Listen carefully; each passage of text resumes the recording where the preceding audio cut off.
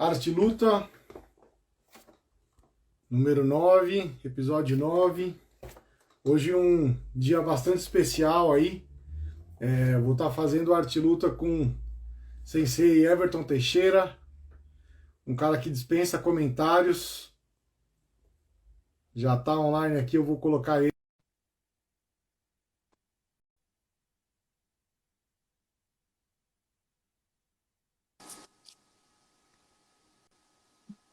Ô, boa noite, Sensei. Ô, tudo bem? Boa noite. Desculpa Beleza, a cara meio amassada aqui que acabei de acordar. Aqui é de manhã, né? legal. Para quem, bom, quando o pessoal está começando a chegar aí, mas vamos já informar as poucas pessoas, né, que estão presentes no momento. Para quem não sabe, Sensei Everton Teixeira ele está no Japão, né? Então, essa está sendo a primeira conexão aí internacional que eu estou fazendo. Então, aqui é 8 da noite, né? Aí é exatamente 8 da manhã ou tem uma pequena diferença no fuso? Não, 8 da manhã mesmo. É, 8 da manhã mesmo, legal. são 12 horas de diferença.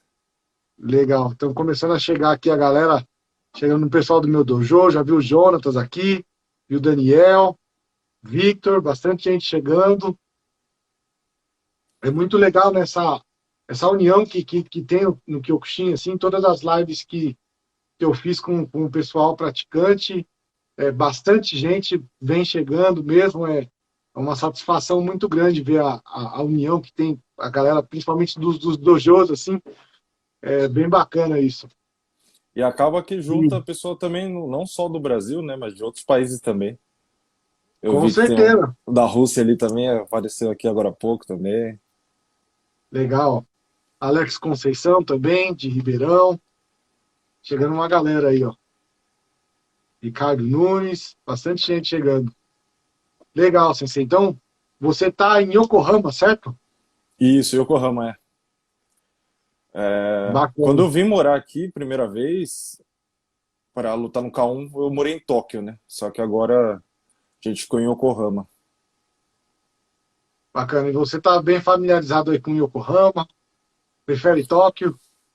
Ah, eu prefiro, assim, eu prefiro Yokohama porque é um pouco mais tranquilo, né? Tóquio é muita gente. Aí eu sou aquele cara que se sente um pouco incomodado quando fica em multidão, assim. Então, não que Yokohama seja muito vazio também, mas já é um pouco mais tranquilo do que Tóquio já. Legal, mais tranquilo. E aí vocês estão no inverno aí? Que estação que vocês estão? Aqui é verão, aqui, nossa, meu, o pessoal pensa que o verão o pessoal pensa que o Japão é frio, né? Tem essa impressão de que o Japão é frio, mas o verão do Japão é uma tristeza, viu, meu? É quente pra caramba. Agora, esse ano até que tá meio atípico. Não tá tão quente assim. Setembro geralmente é um calor absurdo, assim. Agosto e setembro, né? Só que esse ano até que tá tranquilo até. Eu vi que nas Olimpíadas aí a galera tava reclamando bastante de calor, né? Até o pessoal da África tava reclamando do calor daqui. É muito quente. E O caramba, pessoal sofreu. a gente acaba não imaginando mesmo, né, que é tão quente assim. Acho que o calor é só aqui no Brasil mesmo, mas América e tal, África e tal, acho que não é tão quente, né? Mas é quente pra caramba, então. E o pessoal na hora que foi se candidatar a ser sede das Olimpíadas deu meio que uma enganada. Ela falaram, ela quer, não, porque o clima do Japão é tranquilo essa época do ano, não sei o quê. Todo mundo acreditou e aí a sede foi aqui, né? Mas é um calor do caramba, cara. Legal, é interessante para a gente saber essas coisas, né? Porque eu mesmo assim não fazia ideia, na verdade, de que era tão quente assim. Você conhece aí já há muitos anos, né? Isso não é uma coisa excepcional desse ano, né? Pelo que você está falando. Se vier, já vem avisado já, porque agosto, setembro e as estações do ano aqui são bem certinhas, né? O inverno é frio mesmo, o verão é quente, não é igual São Paulo, né? Que aí São Paulo você tem que ir preparado para todas as estações do ano no mesmo dia, né? Só que aqui no Japão é bem certinho assim essa parte assim. Agosto, setembro é calor, é calor. E é muito calor. E aí chove bastante também, né? Na verdade, eu vi que você tem feito os treinos num parque, né? Até você falou que tá justamente, você estava gravando bastante vídeo no parque, aí agora você passou até a gravar umas coisas indoor mesmo, porque não tinha condições. Não tinha as É, cigarras que você falou, né, que estava atrapalhando. então. Porque quando chega o calor, e aí fica um monte de cigarra no parque, assim, é um monte mesmo. E elas fazem um barulho danado aqui. Aí não dá pra gravar, não. Aí eu falei, ah, não, deixa quieto. Fora o calor também, né? Calor, vespa. Não sei se você conhece aquela vespa mandarina lá, que parece um helicóptero aquilo lá. Eu vou ficar me expondo aquele bicho lá. Eu falei, não, deixa quieto, vou ficar gravando de dentro de casa mesmo. Le- Legal. E os treinos você tem feito bastante aí no parque, né? Você falou. Uhum. Como tem sido a sua rotina de treino, assim? Você tem treinado sozinho? Você tem uma rotina bem pré-definida, assim? Ou não? Você vai treinando o que vai dando na telha, assim, você vai fazendo? Como funciona a sua rotina de treino atual, Sensei? Não, todo dia, de segunda a sábado, corrida, faço a corrida, depois faço parte técnica, né? Sozinho lá também. Faço exercícios com o peso do corpo. E aí a parte da tarde, assim, eu faço yoga, né, em casa. Aí eu faço em casa mesmo. Que aí eu assino lá uma plataforma lá que você paga mensal, né? E eu faço. Essa é a minha rotina que eu tenho. De manhã esse treino mais de luta mesmo, e aí à tardezinha yoga. Legal. E yoga faz tempo que você pratica ou é novidade? Ah, faz um tempinho já. Sério mesmo, comecei ano passado, né? Mas já faz um tempinho já que eu pratico, porque ajuda bastante, né? Assim, a gente que foi atleta tem bastante dor crônica, né? Principalmente nas costas, joelho. No meu caso é joelho, quadril, costas, né? E aí, nossa, dá uma aliviada boa, assim, né? Yoga. Fora a parte mental também, nos benefícios, os outros benefícios da yoga, mas eu procurei mais por causa dessa parte mesmo. E por causa do alongamento também, que eu nunca fui muito bom de alongamento, né? Aí tem me ajudado bastante. Legal. E é legal porque assim, a gente sempre acaba, no caso assim, quem está ainda treinando acaba às vezes complementando, né? Às vezes algum fundamento com outras artes marciais, com outros tipos de esporte até. Às vezes nem sempre relacionado à luta, né? Acaba encontrando fundamentos que você acaba aplicando, né? Na sua modalidade específica. E eu acho legal também, por conta disso, do yoga ter essa coisa não só física, mas mental também, né? O lance de dominar os pensamentos, né? Ou às vezes simplesmente esvaziar a cabeça, né? Isso é muito interessante. Uhum.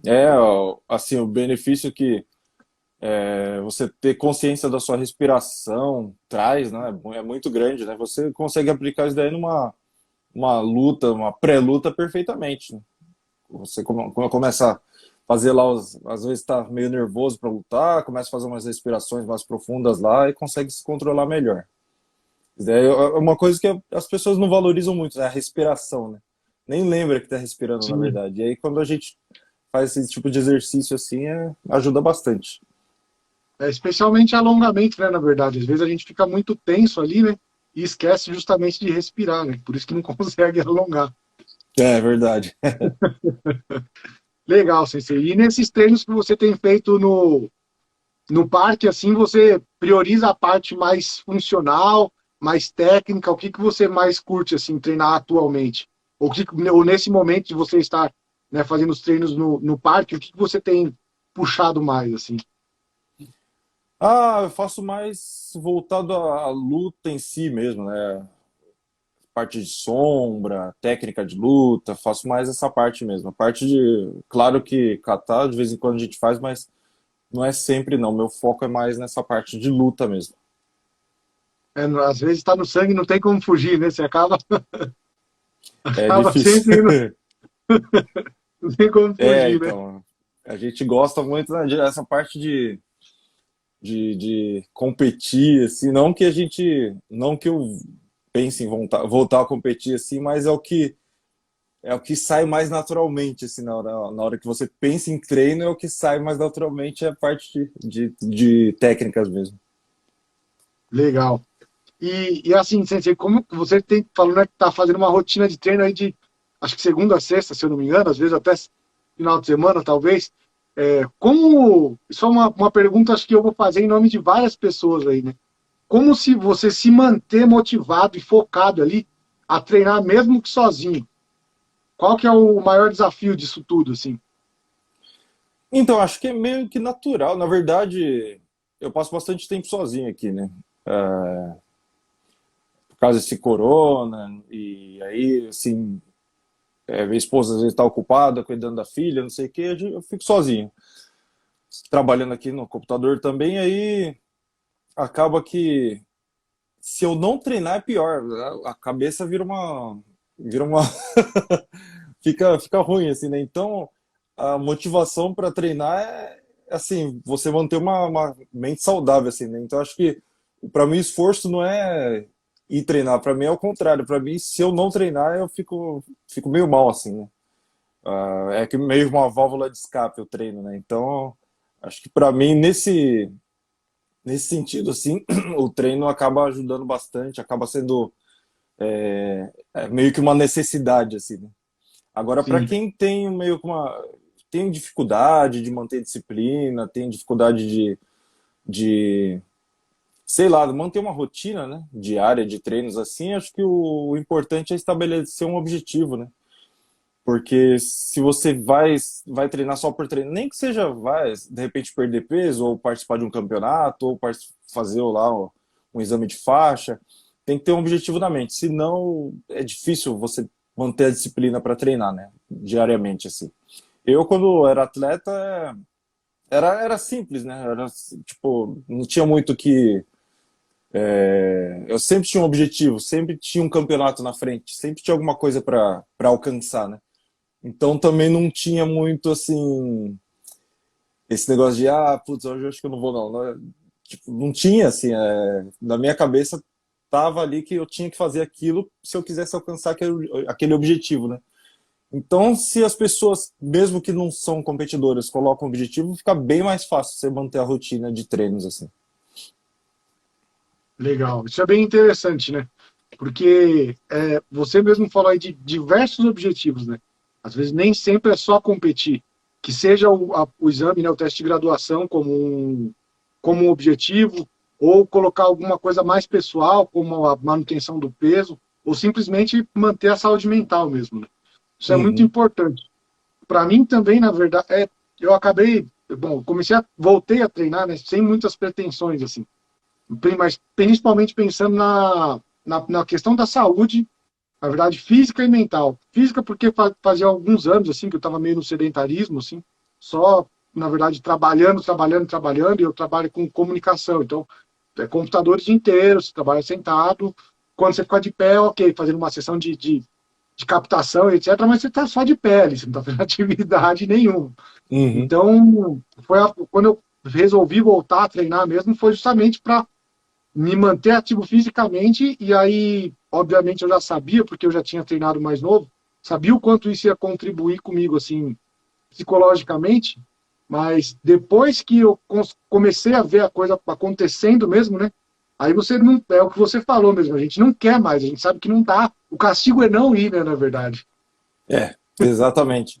E ainda mais se você estiver muito estressado, no caso do karatê, claro que para mim já fica mais difícil aqui no parque sozinho aqui, mas para você que está num dojo assim, tem o kiai, né?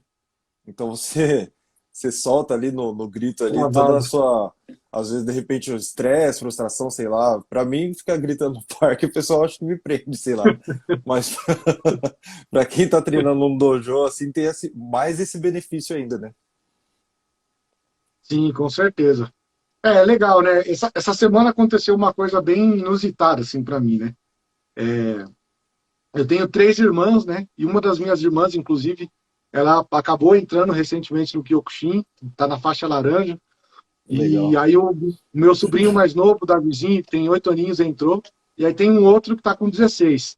Esse aí eu já chamei ele inúmeras vezes para ir, né? E assim, foi bem difícil para conseguir levar ele para fazer um treino, mas essa semana ele foi comigo e tal. E aí ele viu, assim, na verdade, não só parte do treino, mas o quanto é importante também. Às vezes a gente acaba ficando depois do treino. aperfeiçoando, tirando algumas dúvidas, perguntando as coisas para, né, para quem tem mais experiência, ou às vezes também simplesmente só conversando ali no lazer, sabe? E Uhum. conversando de coisas que não tem nada a ver com a rotina. Aí ele falou, pô, você sempre fala que seu treino é das 7h30 às 9, né? Agora eu entendi por que você leva meia hora para chegar até o dojo e você sempre volta muito mais tarde, né? Porque depois a gente acaba ficando ali, né? Naquele ambiente ali, é como se fosse uma segunda família que a gente acaba ganhando mesmo, né? É verdade. Isso, assim, eu experimentei não só no karatê, né? Em todas as artes marciais que eu treinei. Depois do treino, a gente fica lá contando história, dando risada, e tem nessa interação, né, com o pessoal da academia, assim, né? Então essa parte é bem gostosa também, né? É legal demais, né? E assim, uma coisa que é interessante, né, que, claro, a gente acabou mudando muito aí nesse último ano, praticamente, né? Por conta desse distanciamento que a gente teve que ter, etc. E, obviamente, teve uma parte negativa pra caramba, que eu não preciso nem citar aqui, etc. Né? Todo mundo tá. Estamos no planeta Terra, né? Mas, assim, teve várias outras coisas positivas, assim, que a gente acabou, acho que, acelerando, digamos assim. Coisas que talvez aconteceriam naturalmente, acabaram sendo aceleradas. Que é Uhum. principalmente na parte profissional, questão de trabalhar home office, os treinos online, ou os treinos híbridos, né? Hoje em dia mesmo tem vários dojos aí que estão fazendo, voltaram já ao treino presencial, mas mantêm os treinos online. Então isso é muito interessante, né? E aí Uhum. eu pergunto agora para o sensei Everton Teixeira, né? Que está aí treinando sempre. Nunca passou pela sua cabeça assim de, ou pelo menos transmitir alguma sessão de treino, ou de repente até dar alguma aula online, assim, coletiva para a galera? Já passou sim, assim, eu tenho que ver como é que eu faço isso daí, como é que eu estruturo isso daí, tem que perguntar, tem que conversar lá com o pessoal também da organização para ver se perguntar se pode mesmo, não sei o quê, mas já passou sim. Curso online também, o pessoal me pediu de kickbox. Era para eu ter gravado, só que aí eu não consegui achar lugar para gravar aqui, porque depois das Olimpíadas, minha programação era para gravar tudo em agosto.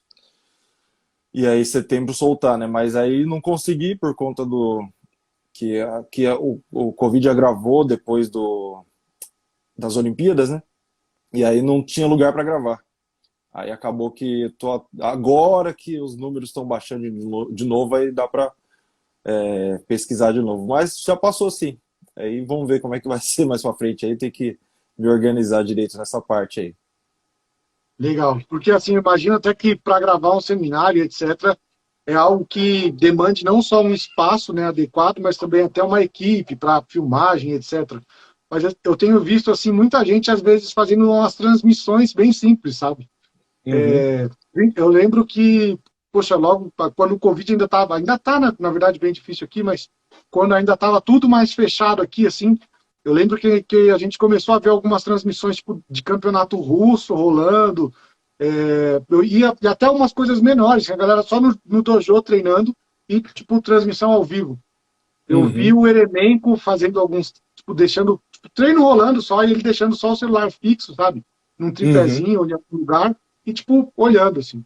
Então, achei legal, porque é uma forma do pessoal acompanhar mais de perto a rotina, né?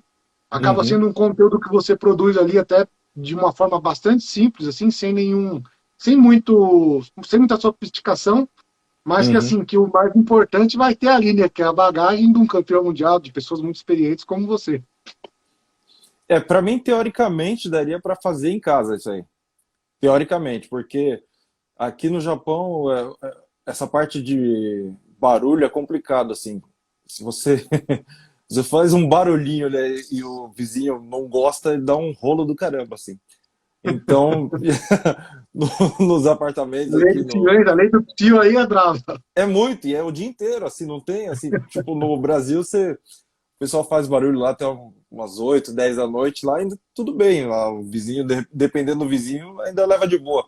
Aqui você tem que ficar o dia inteiro quietinho, assim, sabe? E aí, aí fica complicado. Aí eu não sei como é que eu não fui expulso daqui com minha filha fazendo escândalo ainda, mas Mas aí não dá para arriscar, né? De dar aula assim fica difícil. Começar o pai e a filha e lascou, né? É, aí não dá. Legal, Sensei. Bom, eu imagino que boa parte das pessoas que estejam assistindo a gente aqui, né, são, eu sei que tem bastante gente do Karate Kyokushin, tem talvez algumas outras pessoas que curtam arte marcial em geral, e para essas pessoas você dispensa a apresentação, obviamente. Mas caso tenha alguém assistindo a gente aí que não seja do mundo das artes marciais, eu queria que você falasse um pouquinho dos títulos que você conquistou, falasse no geral assim da sua carreira. Ah, então, os principais títulos. A primeira vez que eu competi fora do Brasil foi em 2001, né? Foi aqui no Japão. Lutei o Mundial por peso, mas dessa vez eu fiquei em oitavo, né? Tinha 19 anos na época. Mas aí os principais títulos foram pentacampeão pan-americano, né? Campeão mundial por equipes, campeão mundial na categoria de peso, campeão mundial absoluto e no K1, o K1 Japão eu fui campeão também. Aí no Grand Prixão mesmo, participei duas vezes, fiquei lá entre os oito, né? Não consegui passar a primeira luta. Legal, sensacional. Pouca coisa, né, gente? Pouca coisa. É, bom, são feitos aí notáveis. Acho que, como eu falei, né, todo mundo que é das artes marciais, acho que especialmente do Karate Kyokushin, assim, tem em você um grande espelho, né? Todo mundo, assim, putz, no meu dojo, eu vejo que todo mundo tem um carinho, um respeito muito grande, o pessoal acompanha, sabe? Todo o conteúdo que você posta. Então, putz, pra gente é sensacional poder ver isso, né? E falando assim das coisas de dojo e etc, né? O Sensei Wilson, que é o meu sensei de Mauá, ele falou uma coisa pra gente muito legal, né? Que é assim, pô, a gente tá aqui treinando e nem todo mundo aqui quer competir e etc. Mas para você ter um campeão, você precisa ter muitas pessoas junto ali. Então, para Uhum. construir um título, não é só um atleta, não é só uma pessoa, né? E assim, você viveu o que a gente diz que é a era de ouro, né, aqui no Brasil, assim, no Kyokushin, né? Porque a gente teve lutadores assim incríveis, lutadores fantásticos, né? Tivemos mais de um campeão mundial, né? Tivemos Shihan Francisco Filho, que foi o primeiro não japonês, né, a ser campeão mundial. Então, assim, você Uhum. treinou com os melhores ali, né? Você estava na Liberdade, que foi assim, um celeiro muito grande, né? Onde tudo começou e etc. Eu queria que Uhum. você falasse assim, como foi assim treinar com essa equipe, né, tão incrível que a gente teve aqui no Brasil e do quanto isso contribuiu para todas as outras suas conquistas, não só a do mundial e etc, que é a principal, do absoluto, mas até nas conquistas que você teve dali para frente. Uhum.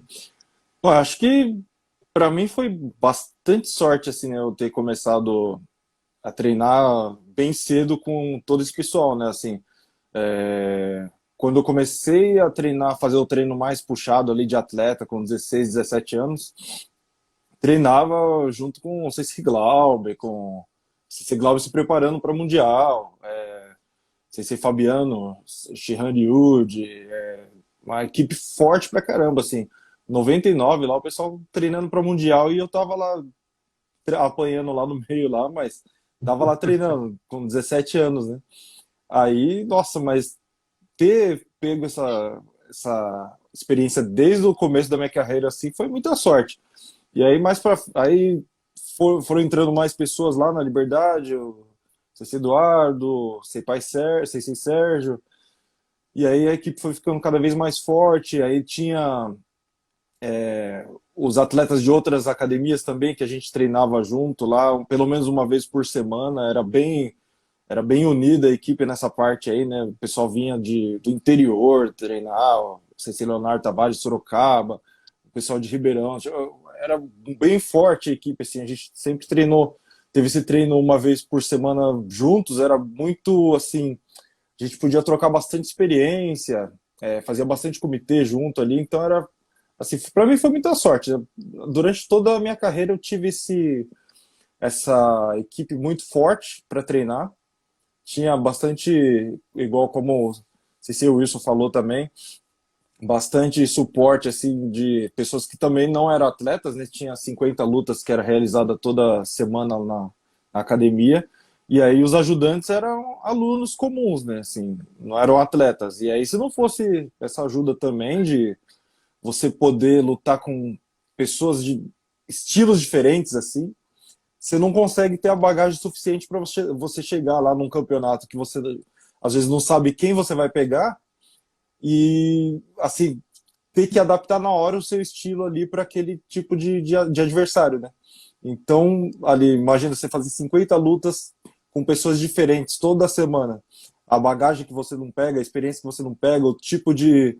É, é claro que você tem o seu estilo próprio de lutar, mas você tenta aplicar ele em várias situações diferentes, com vários tipos de pessoas diferentes, né? Então isso é, assim, foi fundamental para minha carreira, assim, como atleta, né? E aí como isso daí, assim, a carreira de atleta você leva essa parte, o mindset lá, a parte, essa parte mental mesmo, essa parte de não desistir, esses valores que você adquire como atleta, você leva para a vida inteira, né? Então, acho que o benefício foi esse, assim, a sorte foi muito grande de ter sido atleta e ter tido esse apoio todo, né, de todo mundo. Legal, sensacional. Com certeza, todo mundo que viveu essa época aí deve guardar com um carinho muito especial, né? Porque foi realmente assim um período brilhante assim para o Brasil, que a gente pôde receber, inclusive, o campeonato mundial aqui, né? Que foi onde teve esse que o Brasil foi campeão mundial por equipe, né? Então, putz, isso aí é uma coisa incrível, assim, né? Incrível mesmo. Acho que todo mundo deve guardar isso aí, assim, como um capítulo muito especial da vida, né? E Ah, uma coisa exatamente. curiosa, né, Sensei? Aqui no Uhum. Brasil, assim, a gente tem atletas, assim, fabulosos, caras que foram campeões mundiais, etc. E às vezes ninguém nem sabe, né, na verdade. Desculpa. E, imagina. E aí, assim, eu queria saber, na verdade, como é no Japão, assim. Como se as pessoas. Como é? Porque, para mim, é uma coisa muito curiosa, né, na verdade, assim. Uhum. O quão divulgado é o mundo das artes marciais aí, quão divulgado é o Karate Kyokushin. Então, assim, por exemplo, quando o Sensei Everton Teixeira sai na rua, as pessoas falam, oh, campeão mundial tá ali, assim. É popular que nem o futebol, assim, no Brasil, que não pode sair um jogador, ou não, a pessoal só quem é aficionado por arte marcial mesmo, sabe? Na época que eu lutava no K1, sim. Bom, falando de mim, né? Falando de mim, essa parte de chegar o pessoal, fãs assim, na época do K1 era mais assim, né? O pessoal reconhecia na rua, todo dia dava autógrafo na rua, todo dia o pessoal queria apertar minha mão na rua, assim. Mas como já faz muito tempo, né? A última vez que lutei no K1 foi em 2010. O evento teve aquela parada lá, faliu em 2010, né? E aí passou já o quê? 11 anos, né? Aí o pessoal, um ou outro reconhece na rua, mas não é tanto assim, porque muda a geração também, né? Eu acho, mais o pessoal mais velho que acaba me conhecendo mesmo. Mas quanto à luta em si, é bem popular ainda, né? Passa na televisão, tudo. Mês passado mesmo estava passando um especial do Kyokushin na TV aqui. Ontem mesmo passou um atleta, ele trabalha na televisão, ele sempre cobre o Kyokushin, né? Ele sempre faz as entrevistas lá no dia do campeonato. E ele, ultimamente, ele tem lutado também na categoria veterano, né? Então, ontem mesmo estava passando ele lutando lá na televisão. Mas então continua bem popular ainda, né? Agora eu, assim, não tanto, porque acho que é por conta de ter parado há tanto tempo assim também, né? A questão, a mídia é uma coisa que, na verdade, acaba sendo bem dinâmica, na verdade, né? Quando tá Uhum, passando em TV aberta, etc. Há, há poucos dias atrás eu estava conversando com a minha namorada, ela consome bastante YouTube, né? Ela uhum, segue alguns canais e tal. E aí, acho que era o Rafinha Bastos que estava falando, né? Assim, pô, uhum. meu, o Rafinha Bastos é um cara, pô, mega conhecido, etc. Tá há anos e anos aí. E aí ele fala assim, meu, às vezes eu faço um monte de coisa, lanço quadro, lanço programa na internet e, tipo, ninguém sabe de nada. Aí, outro dia eu tava numa reportagem na TV aberta, tipo, de costas, nem era sobre mim, e, tipo, um monte de gente vai falar, pô, vi você na TV, não sei o quê. É uma coisa engraçada, né? Porque assim, a gente vê que a comunicação mudou muito, a gente tem vários canais novos, né, de comunicação, mas a TV aberta ainda tem uma força surreal, né? Tem, e o pessoal geralmente tem aquela ideia errada lá de que quando surge uma forma nova de comunicação, eles acham A logo que outra vai morrer. a nova vai engolir a outra, mas não tem, né? Tem espaço para todas, É, né? não tem jeito, com certeza. Eu acho que o importante é a gente, especialmente a gente que às vezes tem ideia de produzir conteúdo ou trabalha com comunicação, assim, de uma forma mais direta, né? Acho que o importante é a gente ter consciência do quanto cada um pode proporcionar e do quanto vale o investimento em cada uma também, né? É verdade, Porque às vezes tem gente que acha assim, esse negócio de internet não dá em nada, não sei o quê. Pô, não dá em nada. Tem muita gente aí que fez fortuna com a internet, sabe? Uhum, E o lance da TV, uma coisa que eu acho interessante é que assim, né? Na internet a gente pode tem espaço para todo mundo e, obviamente, você vai aparecer de acordo com aquilo que você tem para investir, né? Então, uhum, quando você faz uma publicação patrocinada, você pode patrocinar com, cara, de R$ 6 a 6.000. E, obviamente, aquilo vai uhum, ter um alcance diferente. Na TV, né, você não tem essa escolha, né? Você não tem, né, esse poder de barganha, né? Então, é legal ver como as coisas vão mudando e a gente tem que tirar o melhor de cada um, né? De cada recurso que vai surgindo.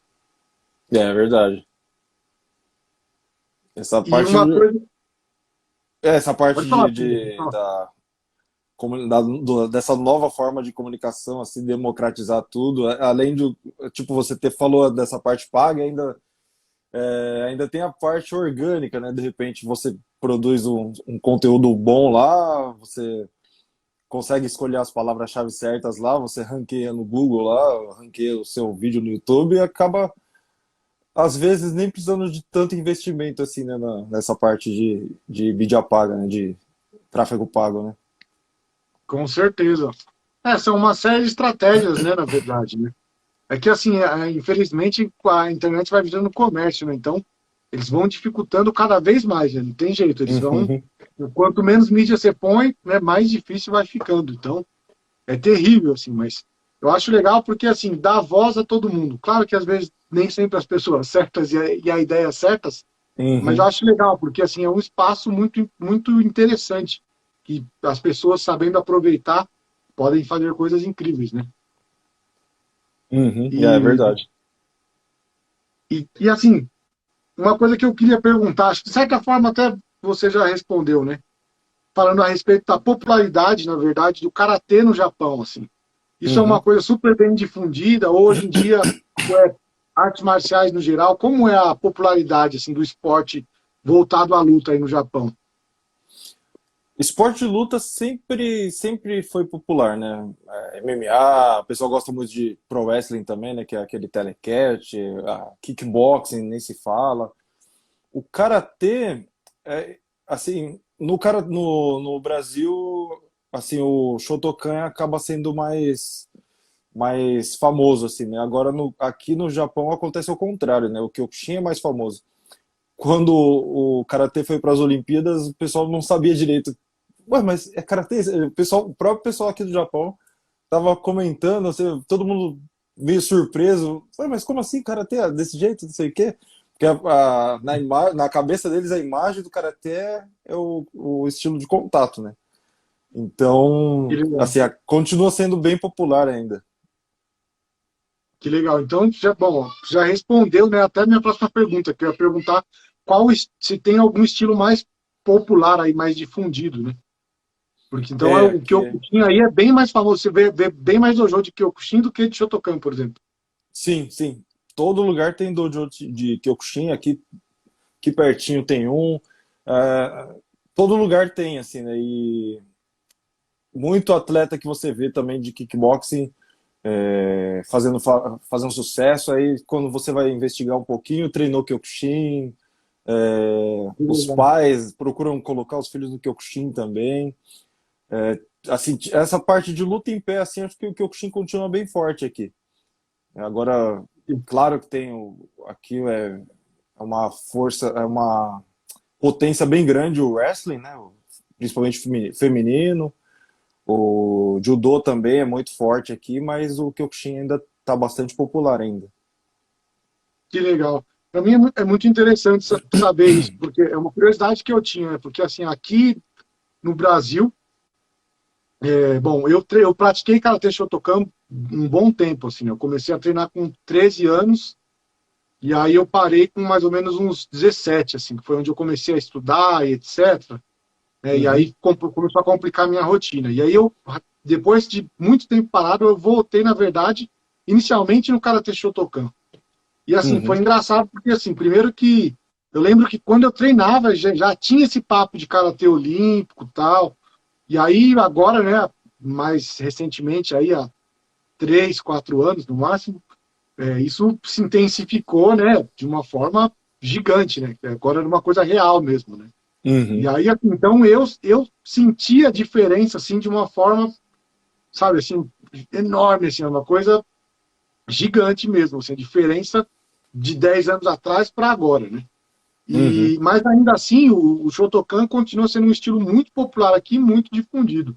Aqui, assim, uhum. a cada esquina que você vai, putz, tem uma academia de Karatê Shotokan, você encontra muito, assim. É. O que por um lado eu acho que é bom, assim, é bacana, porque é uma arte marcial que tem uma filosofia interessante também, tem o mesmo princípio, assim, de, sabe, de integridade, né, de personalidade, de caráter, etc., como tem em qualquer estilo de karatê, eu acredito, quando tem um mentor, um sensei bacana.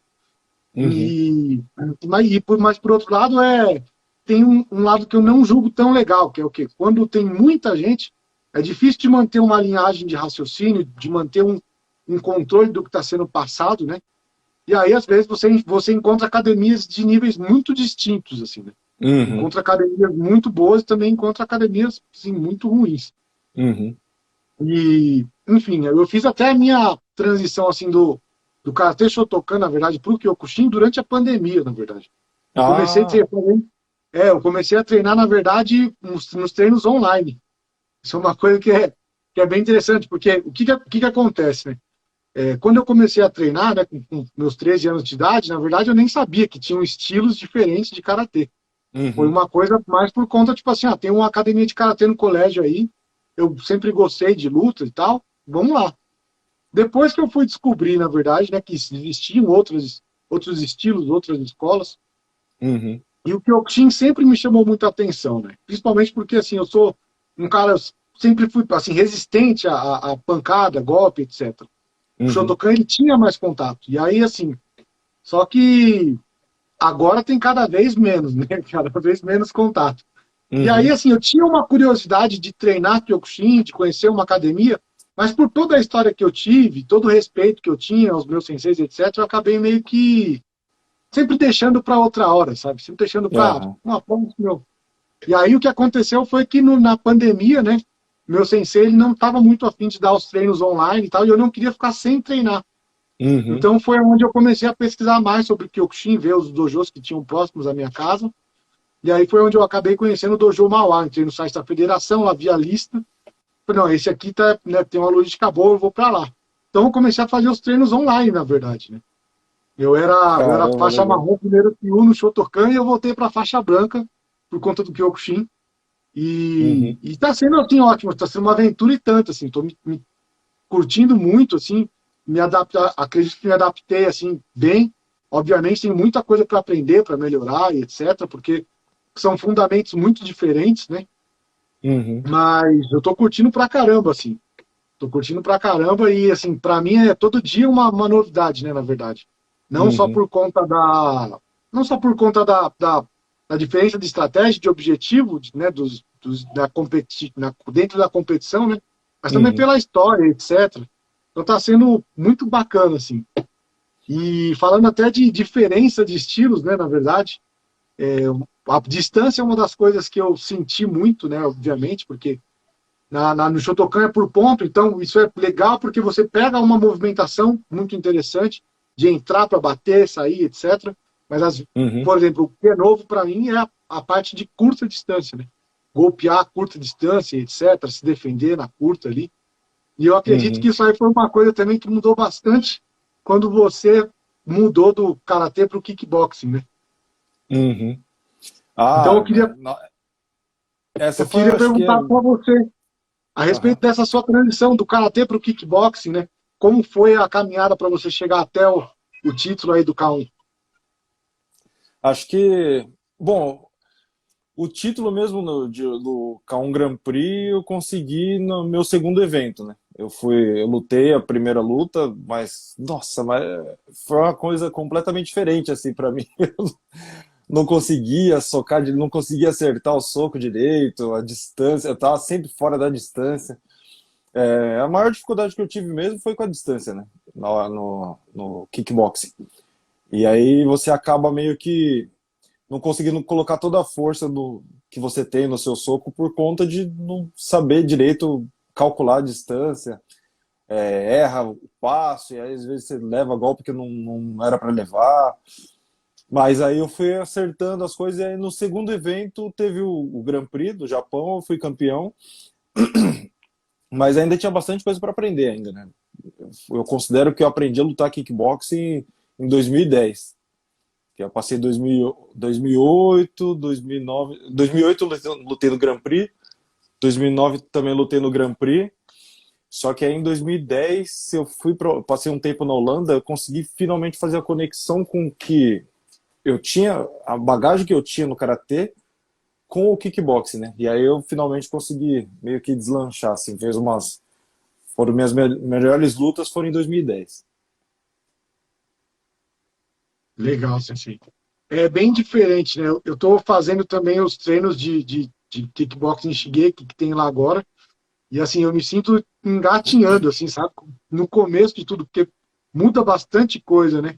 Às vezes as Uhum, pessoas olham, claro, eu tô falando às vezes quem não luta e tal, olha de fora assim, acha que a diferença é que o cara tá de luva na mão e vamos lá, né?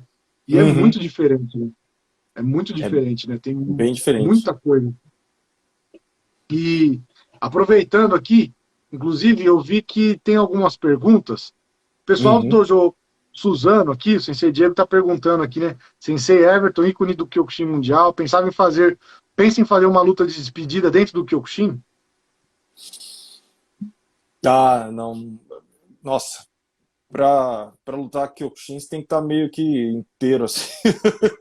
Assim, se eu fosse lutar, eu teria que ter mais opções, assim, de, do que fazer na luta, assim, né? Por exemplo, as regras do karatê é soco no tronco, chute na perna, chute no tronco, chute no rosto. Só que pra mim, o pé direito eu já não consigo mais usar. Eu já tenho artrose no tornozelo, né? Acho que de tanto chutar o joelho dos outros, né? Então, pra mim, eu teria que ter mais opções. Então, MMA pra mim seria uma boa, né? Porque aí já dá pra socar o rosto, dá pra fazer outras coisas. Mas o karatê é difícil. O karatê é duro. Eu vou falar um pouco das perguntas agora, galera. Tem uma caixinha de pergunta aqui, ó, um balãozinho com pontos de interrogação. Então, caso alguém quiser mandar pergunta, pode mandar aqui que depois, no final da conversa, eu vou selecionar algumas. Eu já vi que tem uma aqui do Sensei Donizete Nuto, que é lá do Dojo Mauá também, ele que dá as aulas lá de kickbox, inclusive. Então eu vou falar para vocês, quem quiser mandar algumas perguntas, manda aqui no pontinho de interrogação que depois a gente vai responder aí. Vamos selecionar as melhores e vamos responder. E agora falando aí de uma mistura, né? Esses dias eu acompanho bastante o conteúdo que o Sensei vem postando. E aí perguntaram da luta mais difícil, né? Se foi o Let Kurbanov, eu não lembro quem, na verdade.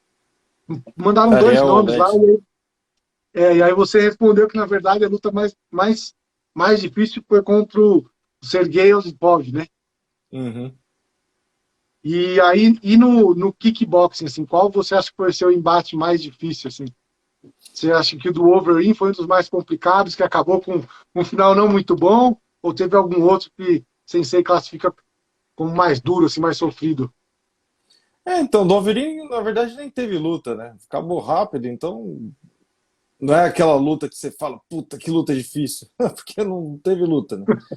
Do, Osipov, eu lutei com ele duas vezes, né? Uma vez foi na final do Campeonato Europeu, essa eu perdi, e aí outra eu ganhei na final do All America. E essa foi a mais difícil. Foi um primeiro round, empatou, segundo round empatou, terceiro round empatou, foi pro peso, empatou, foi pro Tameshora, empatou, e aí foi no último round eu consegui ganhar, mas foi a diferença bem pouquinha, né? Então essa foi a luta mais difícil, tipo, que eu tive em toda a minha carreira, assim, contando kickbox, contando MMA também. Agora, no kickboxing, eu sempre, quando eu penso nisso, qual foi a luta mais dura, eu sempre penso qual será que foi a primeira com o Zimmerman, a primeira vez que eu lutei com o Zimmerman, ou com o Peter Aerts? Uma das duas. Acho que as duas foram as mais difíceis que eu tive, assim. Talvez a com o Peter, porque foi pro round extra, tudo, assim, mas. Com o Zimmerman eu não tinha ainda tanta experiência. Talvez, acho que a luta com o Peter Aerts foi a mais difícil. Legal. E sem ser, você teve um tempo de adaptação, obviamente, né? Até se sentir assim tranquilo para lutar kickboxing, né? Pelo que eu entendi. Mas você, quando você chegou no seu estágio assim de plena desenvoltura, você se sentia mais à vontade para lutar karatê ou kickboxing? Ou o karatê é a sua raiz e não tem jeito? Como você fala sobre isso assim? Que você se sentia mais à vontade lutando?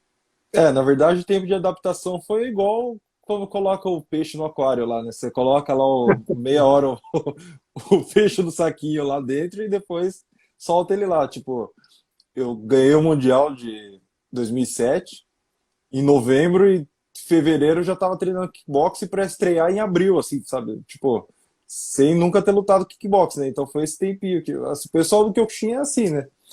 Você vai lutar no K1. Aí o Seglaub estreou com o Mike Bernardo, o Chico estreou com o Andy Hug, tipo, o pessoal, não, vai lá. Então, tempo de adaptar assim não tem muito não, né? Mas pô, eu comecei a falar isso daí, até esqueci o principal, qual que era a pergunta. Mas se mesmo depois da adaptação você se sentia mais à vontade no Ah, sim. kickboxing, porque você tinha mais opções, até conforme você falou, você tinha mais opções, podia socar rosto, etc., ou você se sentia mais à vontade dentro das regras do Kyokushin mesmo? Então, aí passou o tempo, por exemplo, 2010, assim, eu já me sentia mais à vontade lutando kickbox do que karatê. Né? Assim, para mim já tinha pego a manha ali, para mim era, o corpo já estava totalmente adaptado aos movimentos do kickbox, então me sentia mais à vontade lutando kickbox. Claro que depois, em 2011, eu consegui trazer bastante coisa que eu aprendi do kickboxing também para o karatê, né, para lutar no Mundial de 2011. Mas como está praticando ali 3 anos direto, ali você acaba se sentindo se adaptando e se sentindo mais à vontade, né? Então foi isso que aconteceu. Legal. E agora, no MMA, você tem, teoricamente, ainda mais opções, né? Uhum. Em relação ao MMA, como é que foi essa sua transição para o MMA? E como é que foi especialmente a parte de chão, assim, né? Como é que foi Você já tinha algum conhecimento? Você começou do zero ali? Como é que foi essa passagem do MMA? Não, assim, eu comecei do zero na parte de chão. É bem desgastante. Assim, outra dificuldade que a dificuldade que eu tive no karatê para kickbox foi a distância. Agora do kickbox para MMA foi a adaptação para essa parte de luta de chão, mas no que se refere à musculatura. A gente que é da luta em pé, a gente está acostumado a fazer força para empurrar, né? A gente tem a musculatura adaptada para empurrar, fazer a força para fora. E aí você começa a ter que fazer força para dentro, ter que puxar o adversário. A lógica toda da luta agarrada é você puxar o adversário para você, né? E isso, nossa, mas desgasta muito. A gente não tem a musculatura preparada para isso, desgasta bastante, né? E aí eu tava fazendo a transição com 30 anos de idade já, né? Então já não era uma coisa tão fácil você treinar com molecada. Você treina, você faz um treino, você precisa de uns 2 dias para se recuperar direito, assim, né? E a molecada tá lá inteira, né, para você, para você treinar no dia seguinte. Então, essa parte foi bem complicada. Acho que tanto nessa parte da musculatura também quanto o vigor físico, né? Que já não é o mesmo quando você está com 30 anos. Né? Legal. E você treinou Gil, treinou wrestling, treinou mais alguma, tipo, judô, alguma coisa diferente, sambo, algo diferente assim ou não? Foi mais focado em Gil e wrestling? Era mais jiu-jitsu e wrestling lá no. Assim, eu comecei a treinar lá em Salvador. Na época o Júnior Cigano era campeão do UFC, então eu fui para lá treinar. Aí a gente treinava mais. Era mais jiu-jitsu mesmo. Tinha pouco wrestling. Era mais jiu-jitsu, porque a escola lá é muito focada na luta em pé, né? Então até o jiu-jitsu também não era tanto treino assim. E aí depois eu fui pro Corinthians e aí tinha uns treinos mais estruturados nessa parte de luta de chão, sim. Aí tinha wrestling certinho, tinha o jiu-jitsu certinho também. Aí já ficou um pouco mais. Eu já comecei a pegar mais a manha dessa parte de luta no chão também. Legal. Sensei, o Shihan Ryuji aí, ó, marcando presença também. Queria agradecer todo mundo que deu uma força aí, que compartilhou o post, que está aqui com a gente. Aproveito até a oportunidade, assim, para falar, né? Eu chamei o Sensei Wilson Nunes e a Bia, chamei também o Jonatas lá do meu dojo. A gente fez aqui essas lives. Hoje eu estou tendo a grande honra, o grande prazer de falar com o Sensei Everton. Estou muito feliz de estar fazendo essa live aqui, contando todas essas, né, ouvindo ele contar todas essas histórias. E apesar da minha live não ser focada só em artes marciais, né, eu gostaria de trazer mais pessoas. Né? Então, assim, mais para frente eu gostaria de trazer o Sensei Ryuji, né, outros Shihans também. Então, até se alguém de vocês assim quiser fazer alguma live ou tiver alguma coisa que queira divulgar, especialmente numa live, manda um inbox para mim aí, que vai ser um prazer fazer essa sessão acontecer. Ô, E, um abraço para todo mundo aí que está assistindo aí. Ô, saudade da convivência aí. Sensei, uma coisa que você acabou de citar, o Corinthians, né? Você Uhum, falou para mim que chegou a ser coordenador lá da equipe de MMA e etc. Eu uhum. queria que você relatasse mais como é que foi essa experiência. Bom, você já falou que lá as coisas eram bem estruturadas, você pôde treinar mais wrestling, etc. Como funcionava lá? Como foi essa sua parte de coordenador na equipe? O que Uhum. você, na verdade, também trouxe, na verdade, né? Porque assim, você chegou lá, já chegou com muita bagagem, já tinha passado por K1, etc. Então, como foi a experiência que somou para você lá e o quanto você pode somar também com toda a bagagem que você já tinha? Então, assim, quando chegou uma hora na minha carreira que eu comecei a conciliar o estudo com os treinos, né? Eu comecei a estudar essa parte de gestão, me formei em processos gerenciais, aí fiz 2 pós, uma em marketing esportivo, outra em lutas, né? Aí acabei podendo também ter uma base mais sólida aí nessa parte aí de cuidar de uma equipe, assim, né? E aí eu cheguei lá no... Aí, assim, eu era atleta lá, passei por um tempo aí sem treinar, porque tive alguns problemas lá, não consegui treinar, tive até...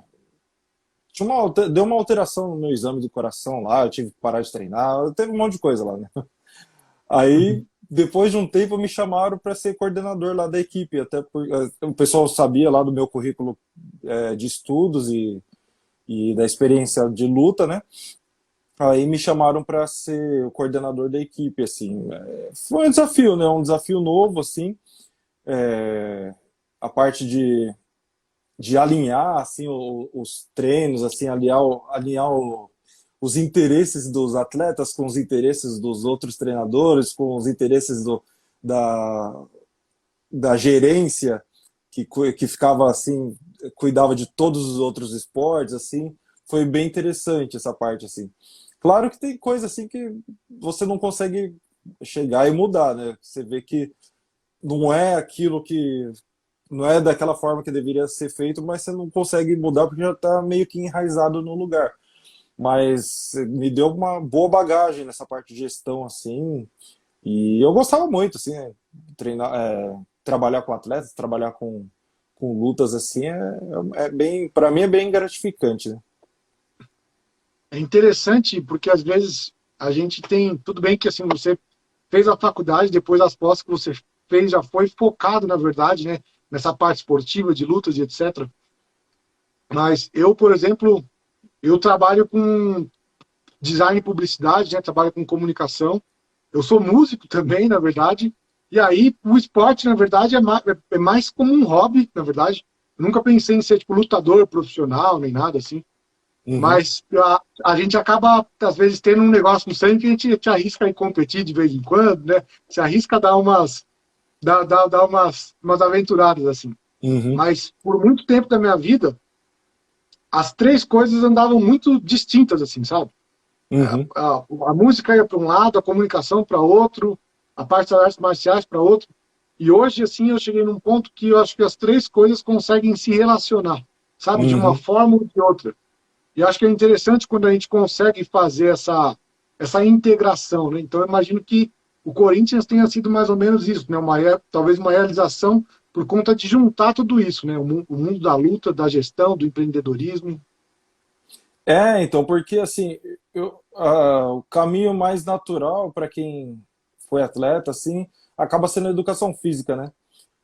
Eu na escola sempre tirei nota boa em biologia, assim, em educação física também, é claro, assim, mas educação física da escola se resume a você jogar bola lá com a galera, né? Mas essa parte de como o corpo funciona, assim, eu sempre me dei bem, assim, mas o que eu gostava mesmo, assim, o que eu sempre gostei foi gestão, marketing, empreendedorismo, desenvolvimento pessoal. Então, acabou que eu fui procurar, depois que acabou, foi, não que acabou, mas que a minha carreira já estava num ponto ali que dava para eu conciliar os estudos, eu procurei essa área, né? A área de gestão, de negócios, que é o que eu gosto, e aí consegui juntar isso com aplicar nas lutas, né? Quando eu fui pro Corinthians lá.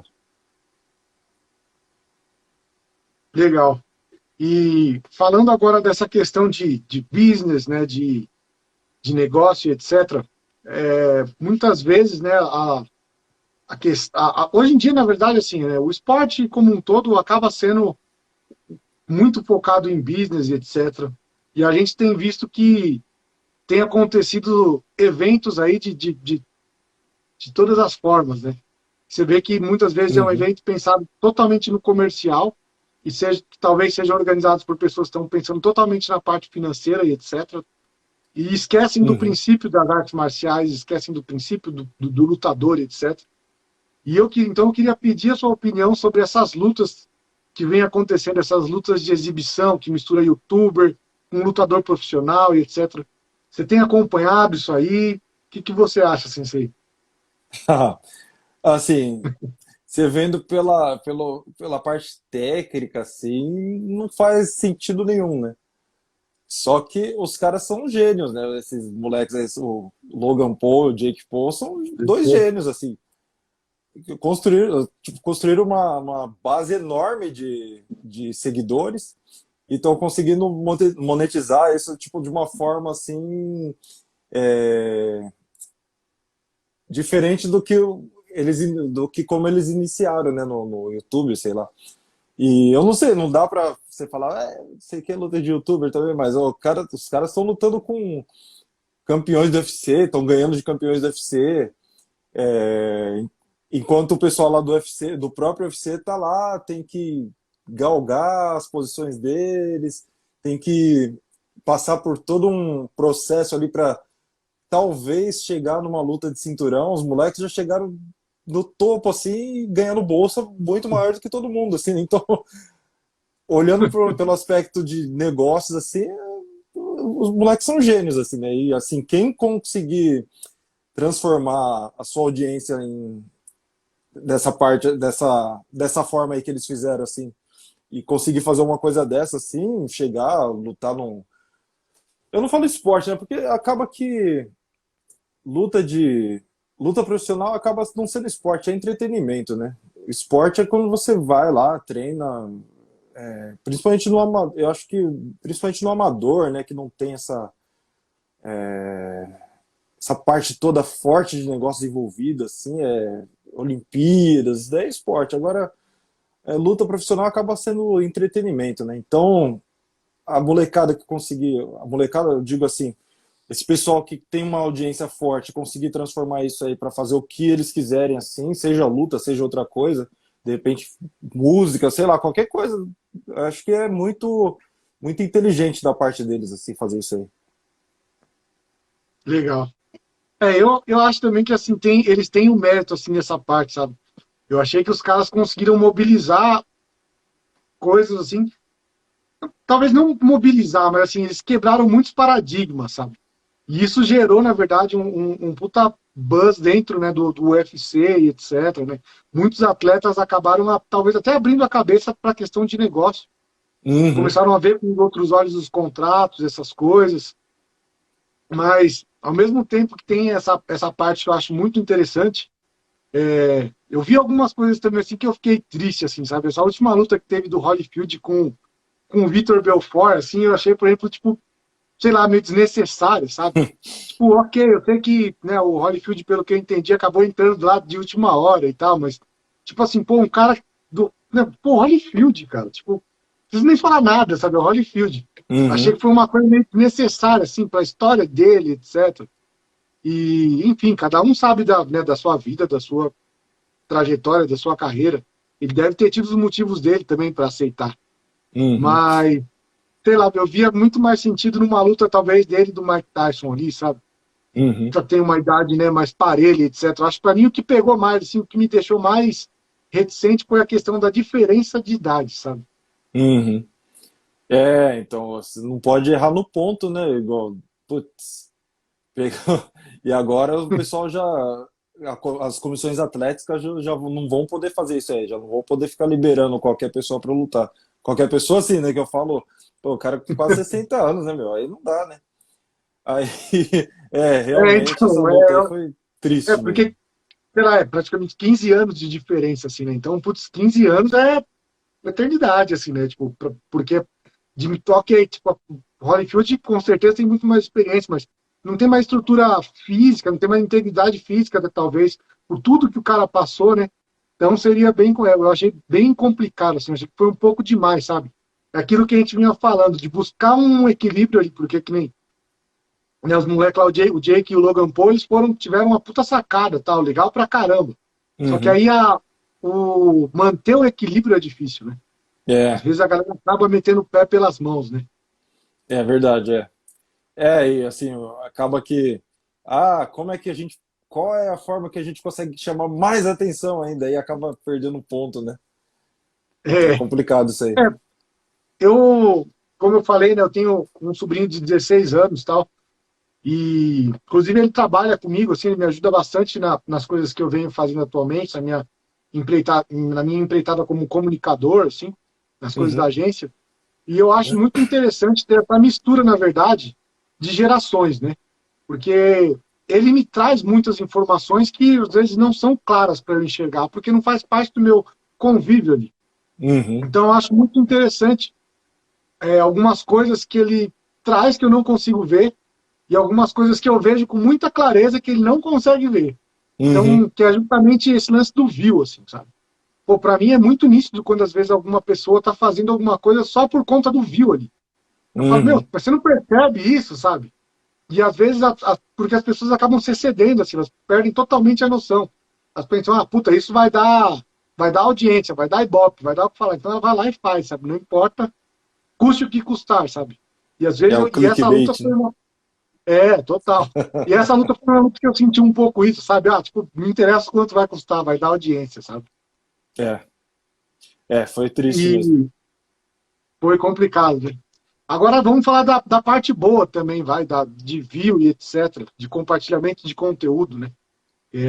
E de você é uma dessas coisas que eu queria abordar, assim, porque eu tenho acompanhado, bom, obviamente eu sou um cara assim que eu sou, meu, hard user de redes sociais, né?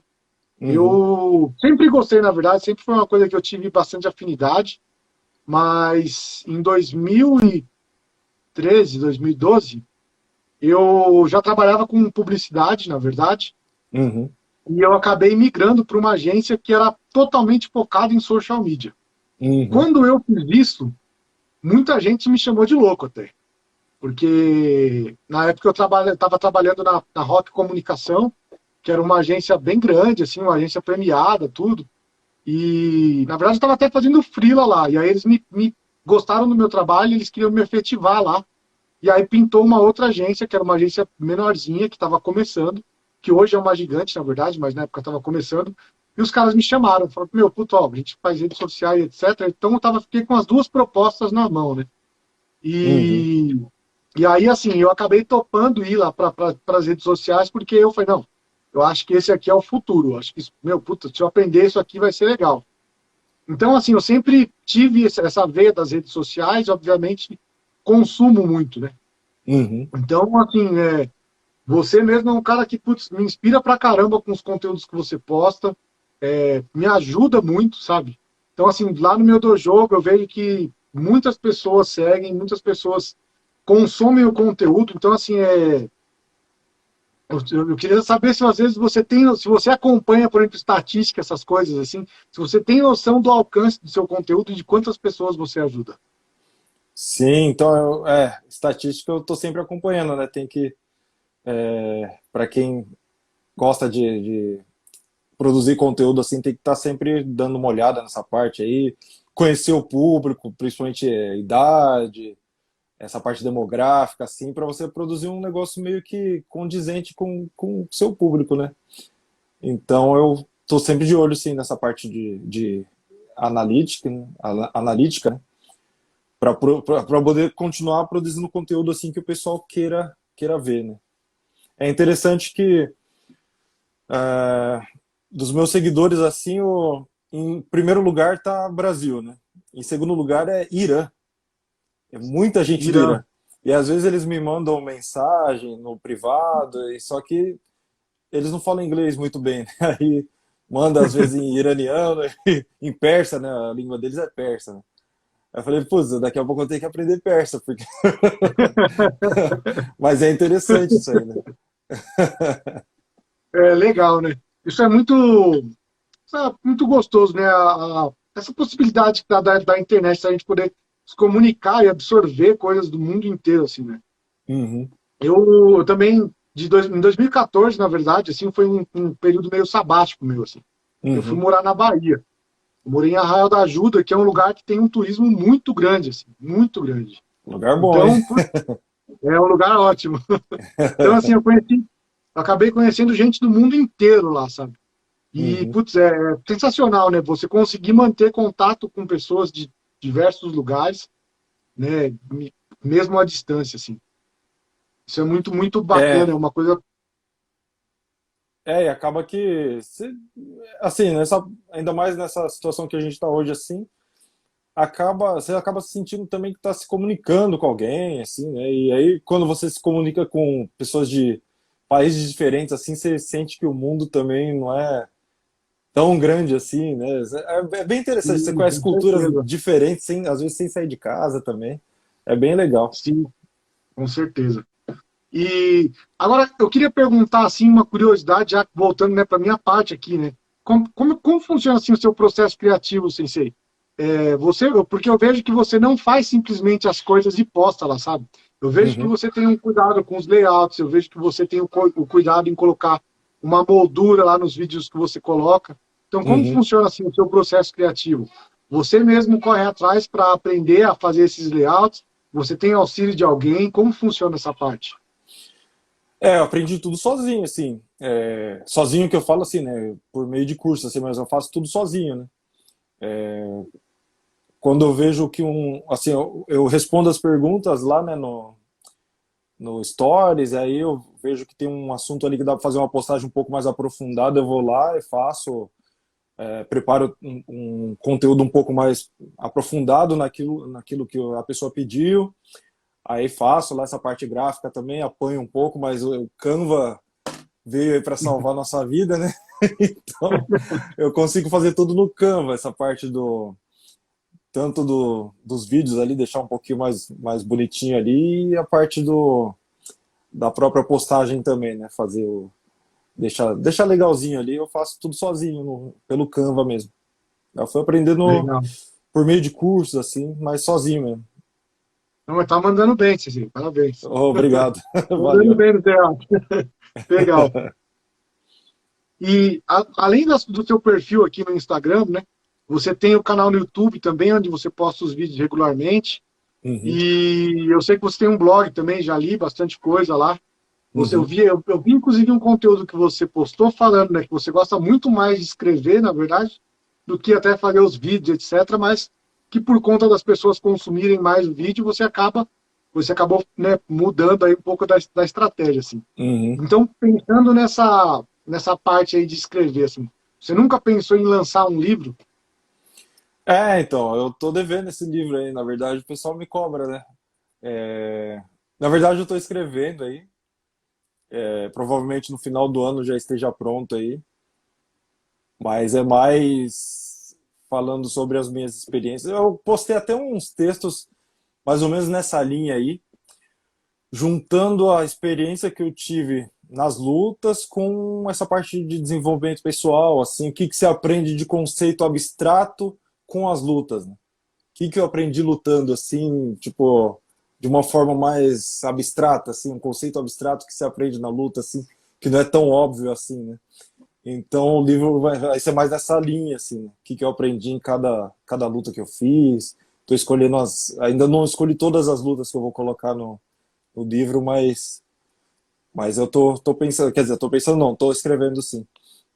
Essa parte de Legal, escrita, então, assim, foi bem por acaso que eu comecei. Eu tenho 2015, acho que tinha um site de notícias, chama Expor Tudo.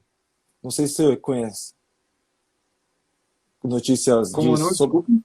se chama Expor Tudo o site. É site de Não, não notícias de conheço. esporte. Aí eu comecei a escrever para eles lá, né? Uma vez por semana Ah, que eu tinha que legal. mandar uma notícia lá. E aí o pessoal gostou muito. Bom, na verdade foi um pouco, agora eu lembrei, foi um pouquinho antes que eu comecei a escrever. Foi quando eu fiz o curso de educação financeira, né? Formação em educador financeiro, o pessoal pediu para eu escrever pro site deles lá, site da Edsoca Aham, lá. E a mulher lá, a moça que trabalha com essa parte de mídia, adorava meus textos lá. Você que escreve legal. muito bem, não sei o que. Eu falei, vou começar a escrever. Então, eu fui para Expor Tudo. Aí eu só mandava os textos e eles postavam, né? E aí depois fui para o Aham. torcedores.com, não sei se você conhece. Aí no Sim, conheço. Isso mesmo. torcedores.com, aí a gente mesmo tem que saber o SEO, tem que saber lá a palavra-chave, tudo, e a gente mesmo faz a postagem. Aí eu fui fisgado mesmo, né, por essa parte de escrita, assim, para a Que legal. internet, né. Essa parte de SEO eu comecei a gostar muito, assim, né? E aí eu Que legal. sempre tive bastante facilidade de escrever, só que com um vídeo eu nunca fui muito bom, né. Só que estou aprendendo aos poucos aí, apanhando um pouquinho. Edição eu não sei fazer ainda, mas a gente vai aprendendo aos poucos aí. Hoje em dia, com essa evolução do celular, isso é até uma coisa boa, porque tem uns aplicativos também de edição de vídeo, assim, bem simples. Até se você quiser, depois eu passo para você. Que, tipo, você consegue editar tudo rapidinho ali. Ok, você às vezes não consegue fazer uma edição mega elaborada, sabe? Mas pelo Uhum, menos para fazer os cortezinhos ali, eles funcionam bem pra caramba.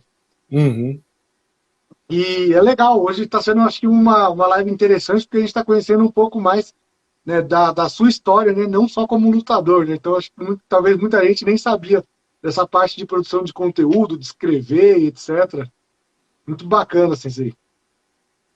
E agora falando sobre os conteúdos, né, que você publica, uhum, teve um conteúdo que você postou um tempo atrás que me marcou muito, assim, né, que uhum, você falou que no começo da sua carreira, até determinado momento, você lutava mal.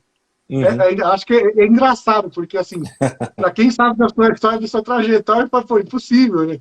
Mas o mais legal que você falou foi que, assim, você lutava mal, mas que você tinha uma vontade de vencer, assim, que era maior que tudo. Então, você Uhum, conseguia sobrepor o lado de você não ter, talvez, tanta técnica ou alguma outra dificuldade ali, o fato de você não ser uma coisa inconcebível para você, a derrota, isso te tornava maior, te fazia mais forte. Então, eu queria que você Uhum. falasse um pouco sobre isso.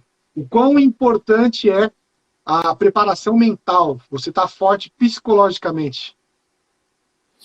Então, acho que tudo começa de você ter um objetivo muito forte, assim, e tão forte que faça você não desistir de jeito nenhum, assim.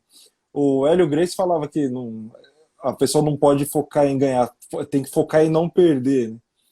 Então, acho que é, às vezes quando a luta tá muito apertada, assim, você tá com aquela vontade de desistir, assim, mas você tem que, o propósito ali, a vontade de cumprir aquele objetivo, assim, tem que ser tão forte que você consiga reverter, assim.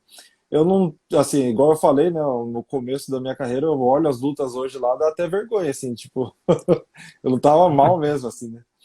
Só que aos poucos você vai treinando, evoluindo, assim, e assim, essa vontade de vencer, esse negócio todo, assim, o pessoal geralmente pensa que isso daí surge na luta de repente, assim, né?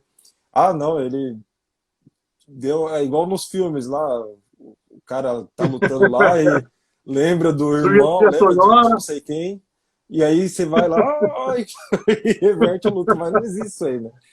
Isso daí é no treino, é todo dia. É todo dia você não pode querer perder para você mesmo, né? Treinando ali. E aí você leva isso pra luta. Você tem que estar acostumado a vencer no dia, nos treinos ali todo dia. Vencer o cansaço, vencer a dor, vencer o que vier na frente lá, para você poder conseguir aplicar isso no dia da luta. Senão, pode esquecer. em síntese, na verdade, né, a vontade de vencer, ela não pode, não é só na final do Mundial, né? Porque senão você nem chega lá, né? São nas Uhum. pequenas batalhas do dia a dia, né? Nas pequenas coisas, nos pequenos desafios, né? É. É uma coisa que está praticamente intrínseca na gente, né? Então, no ano de Mundial, assim, 2007, eu acho que eu já estava com um princípio de artrose no tornozelo, porque era uma dor absurda. Eu acordava, eu deixava o Biofenac o spray do lado da cama, jogava o Biofenac no tornozelo para conseguir colocar o pé no chão. E aí enfaixava os dois pés lá, porque doía muito assim, e treinava o dia inteiro. Então, assim, a primeira batalha era sair de casa, sair da cama. Então, se não tiver a vontade, aí o pessoal olha só, não sei o que, final, não sei o que lá, o resultado. Mas a luta é todo dia, né? Isso é uma coisa bem interessante, assim, de ouvir aqui, né? Porque, por exemplo, é o que eu falei, eu treinava Karatê Shotokan, então, assim, por mais que tenha uma filosofia ali, principalmente na parte de conduta e etc., né? Essa parte física a gente não aborda tanto, porque não tem tanto contato, é pontuação e etc. Então foi Uhum. algo que eu comecei a sentir mais, né, nos treinos de Kyokushin, etc. E aí eu lembro uma coisa que o Sensei Wilson me falou que marcou bastante, assim, né? Que ele fala assim, meu, geralmente o cara que é jogador de futebol, ele machucou a perna, ele já para, né? Fica um tempo afastado, tal. O cara que é lutador de Karate Kyokushin, pode esquecer isso aí, velho. Você vai machucar ali, vai continuar treinando. Você vai, não dá para fazer desse jeito, você vai do outro, você vai buscando estratégias, né, para seguir o seu caminho, mesmo que com dificuldade, né? É. Ainda mais antigamente, né? Hoje em dia já não é assim, o pessoal já não recomenda fazer isso aí, mas antigamente a gente não tinha aquele pensamento, né? Mas e se acontecer no dia da luta, né? Como é que você vai fazer? Tipo, e se você machucar no pé no dia da luta, como é que você vai fazer? Então a gente tentava adaptar ali uma forma de lutar, às vezes sem um braço, assim, forma de dizer, né? Com o braço machucado ou com a Sim. perna machucada, para você se acontecer alguma coisa parecida no dia da luta, você já saber como é que faz, né? Então é esse o pensamento. E uma coisa que eu acho interessante, Sensei, até que você falou, né, putz, antigamente tal, hoje em dia mudou muito, né, a maneira, na verdade, mesmo o Karate Kyokushin, que tem uma filosofia super rígida, tem toda uma raiz ali na filosofia e na maneira de fazer a coisa, evoluiu muito na questão, não intelectual, não sei se intelectual é a melhor palavra, mas assim, Antigamente a gente tinha uma sabedoria ali, que era uma coisa não tão científica. E hoje a Uhum. gente tem, na verdade, né, muitos mestres aí, muitos senseis, shihans, etc., que tem todo um conhecimento técnico. Tem não só a vivência da academia ali, do dia a dia, do dojo, mas tem também uma faculdade, né, de educação física, uma faculdade de fisioterapia. Então hoje as coisas estão cada vez mais integradas, né? Uhum. Essa evolução ela teve não só na parte física, né, mas também na parte psicológica. Então, eu queria que você comentasse um pouquinho sobre qual a importância desses profissionais, dessa aliança que tem hoje em dia, cada vez mais da filosofia, né, com uma mentoria esportiva ali, um psicólogo esportivo, que hoje em dia a gente tem isso em muitos esportes, né, psicólogos especializados mesmo para auxiliar os atletas, e até dessa parte fisiológica também, de ter esse auxílio mais científico. Uhum. Então, a gente quebrou um pouco a barreira de uns tempos para cá nessa parte de treinamento, né? Ouvir mais o pessoal da educação física, da fisioterapia, melhorar os métodos de treinamento, toda essa parte assim que envolve a preparação da parte física do atleta. Agora a batalha é abrir um pouco mais para essa parte psicológica, a parte de treinamento mental para atletas, assim, porque assim no final das contas a luta é um jogo mental, né? Assim, tanto lá dentro mesmo da luta, quanto antes para a preparação para a luta, assim. Então, o psicólogo esportivo, a pessoa que faz um trabalho de treinamento mental, ela é muitas vezes vista como uma pessoa que serve para apagar incêndio, assim, por exemplo, eu estou muito nervoso, eu estou muito ansioso e não sei o quê, e aí procura, e aí a pessoa que trabalha com isso tem que não, não, tipo, meio que apagar incêndio, né? Mas é um acompanhamento assim que tem que ser constante, né? A pessoa tem que estar constantemente exposta a esse fortalecimento da parte mental também, né? Então acho que é uma barreira ainda que tem que ser quebrada, o pessoal ainda precisa, como é que fala? Precisa começar a aceitar um pouquinho mais essa parte também de treinamento mental. Quanto à parte de filosofia, também, eu acho que a parte de filosofia é um pouco mais complicada, porque aí você tem que começar a questionar se as coisas que você continua fazendo, que são, de repente, tradições, ou sei lá, realmente fazem sentido no dia de hoje, né? Então aí já entra num mundo um pouco mais incômodo para o pessoal, assim, das lutas, né? Então, acho que diria que essa parte de filosofia, das artes marciais, envolve muito questionamento de coisas que estão enraizadas ali. Não sei se também, acho que de repente ajudaria na parte didática, né? Na parte de pedagógica, né? Para os professores. Para atletas, para lutadores, eu não sei se faria tanta diferença, mas acho que é uma questão interessante também para quem estiver disposto a se expor, né, a, a colocar ali os paradigmas ali em xeque, lá, aquilo que ele sempre acreditou na vida em xeque, será que é aquilo mesmo? Quem estiver disposto a questionar é bem interessante também. Abre bem a mente. Legal. Eu particularmente, assim, eu sou um cara que eu sempre fui um cara muito cético, na verdade, assim. Então, Uhum, eu sempre questionei muito, contestei muitas coisas. E acho que justamente por isso, na verdade, eu não, é difícil para mim citar, tipo assim, um mentor ou uma pessoa, porque eu sempre absorvo um pouco de cada coisa, sabe? E eu absorvo também, julgo, na verdade, que tudo que cada escolha que você vai tomar na sua vida, ou cada caminho que você vai seguir, acaba tendo, né? Algo bom e algo ruim. uhum, Por mais afetiva que seja a sua decisão. A é, diferença é que, a diferença é que vai muito de encontro também com o seu momento, né? Em uhum, alguns momentos, você pode aceitar o que tem de ruim naquela escolha. uhum, Em outros momentos, aquilo se torna inaceitável, né? Então, eu acredito muito nisso também, que é uma coisa de você entender os dois lados da moeda e sempre de encontro com o seu momento, você conversar consigo mesmo, sabe? é. Acho que no final das contas o mais importante é você mesmo saber quem você é, para você depois conseguir comunicar isso para as outras pessoas, né? Porque se você não se conhece direito, você se adapta a qualquer situação e acaba não criando uma personalidade própria, né? Acho que é meio perigoso esse caminho aí. A gente tem que estar sempre voltado para dentro da gente mesmo, né? Se conhecendo melhor, né? Com certeza.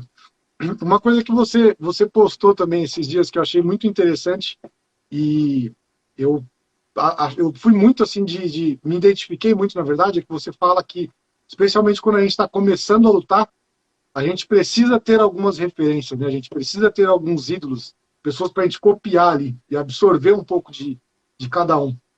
Eu vejo muito isso na música, né? Eu sempre falo isso, né? Tipo, porque, pô, pra gente ter uma banda de música autoral, de música de composições próprias, a gente precisa beber água de alguma fonte, sabe? Então, Uhum. isso é uma coisa que eu sempre procuro fazer também. Eu tenho alguns lutadores assim que eu sempre assisto mais vídeos e olho algumas coisas. E, obviamente, acho que todo mundo no Brasil, o cara lutou Kyokushin, vê coisa do Shihan Francisco Filho e vê coisa sua também. Então, hoje é realmente um grande prazer estar aqui, fazendo essa live com você. É muito bacana isso, especialmente porque a gente está falando também dessa parte de mindset, de mentalidade. Então, acho que essa é uma dica que eu deixo para a galera também, sabe? Ter algumas pessoas ali para olhar e pensar, tipo, pô, isso aqui vai de encontro com o meu jogo, sabe? Acho que isso aqui eu posso colocar mais no meu jogo, posso absorver mais coisas daqui. E Uhum. especialmente, e também não só da parte física e técnica, né? Mas até mesmo da parte de pensar, de filosofia. Isso é Uhum. importante pra caramba. Né? É verdade. E Essa parte de referências pode aí, falar, Peter. acho que serve para todas as áreas, né? Meu irmão também, ele era desenhista, ele desenhava mangá, e ele também no começo, é a mesma coisa que eu, assim, na luta, né? Desenhava ali, mais ou menos, foi seguindo ali as referências que ele tinha, depois virou um puta desenhista, assim, né? É importante no começo,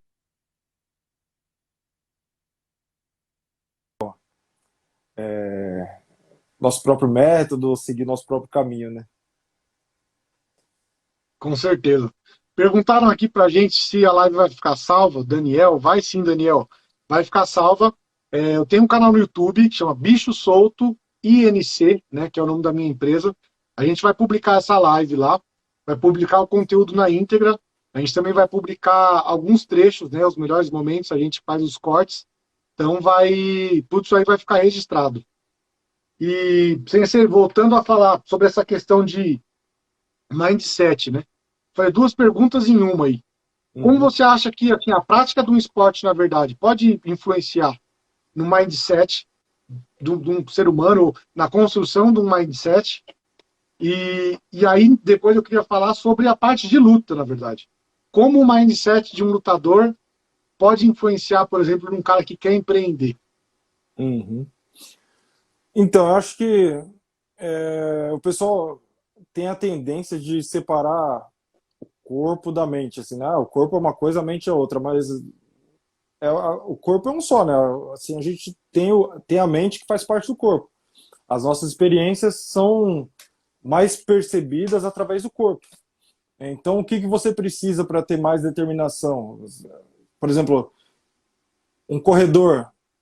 O corredor está lá, ele tem que acordar todo dia para correr, ele está exercitando a determinação sem parar para ficar pensando o que eu preciso para ser uma pessoa mais determinada. Ele está vivendo a determinação.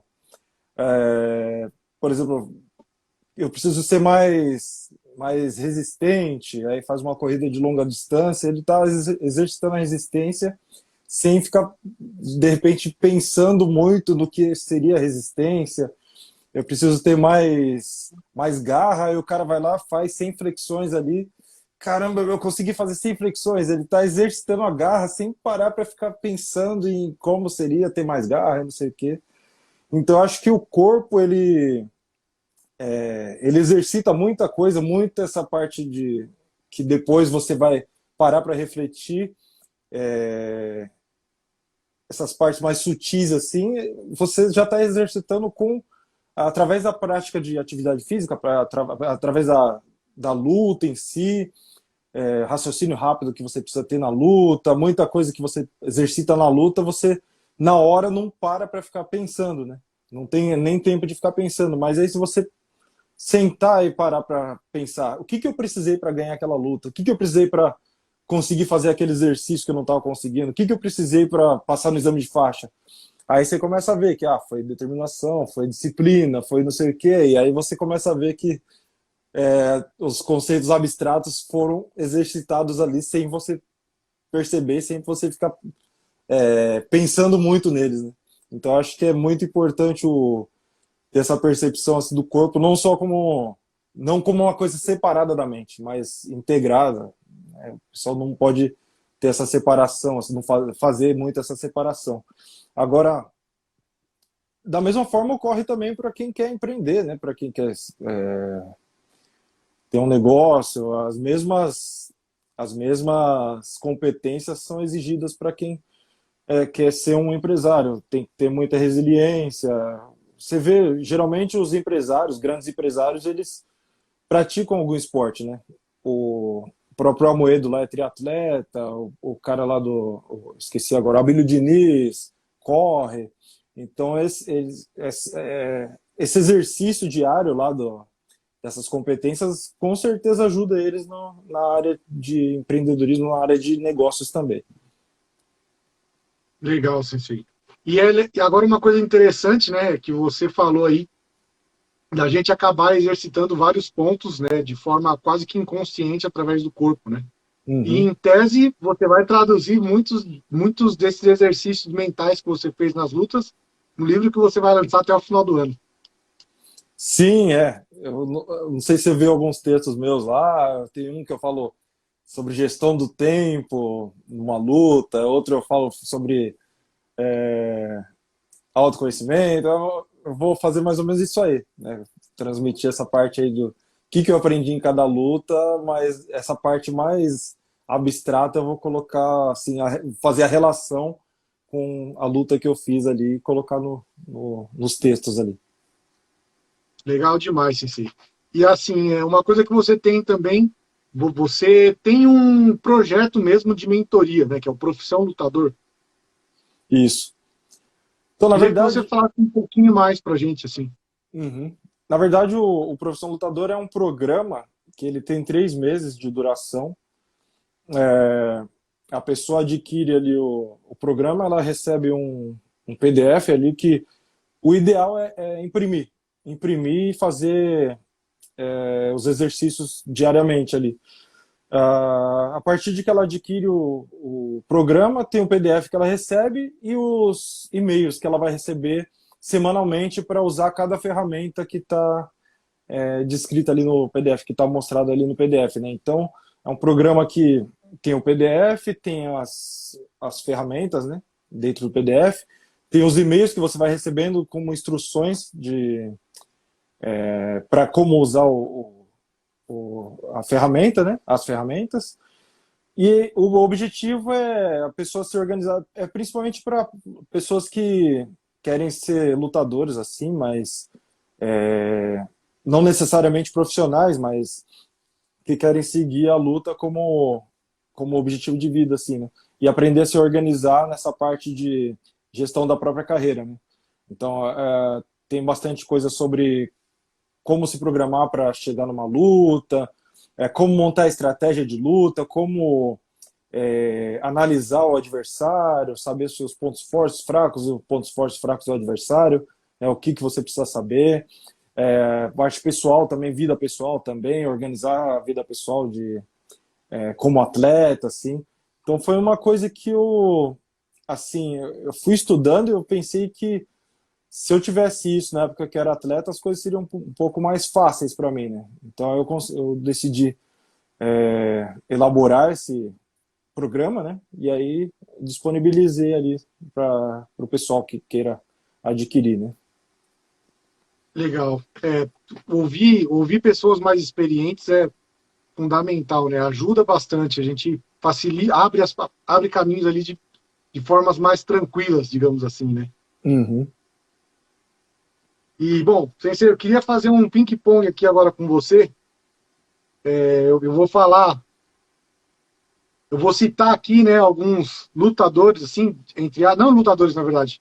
Eu queria saber três lutadores ou três pessoas que você admira dentro das categorias que eu vou falar aqui. Uhum. Pode ser?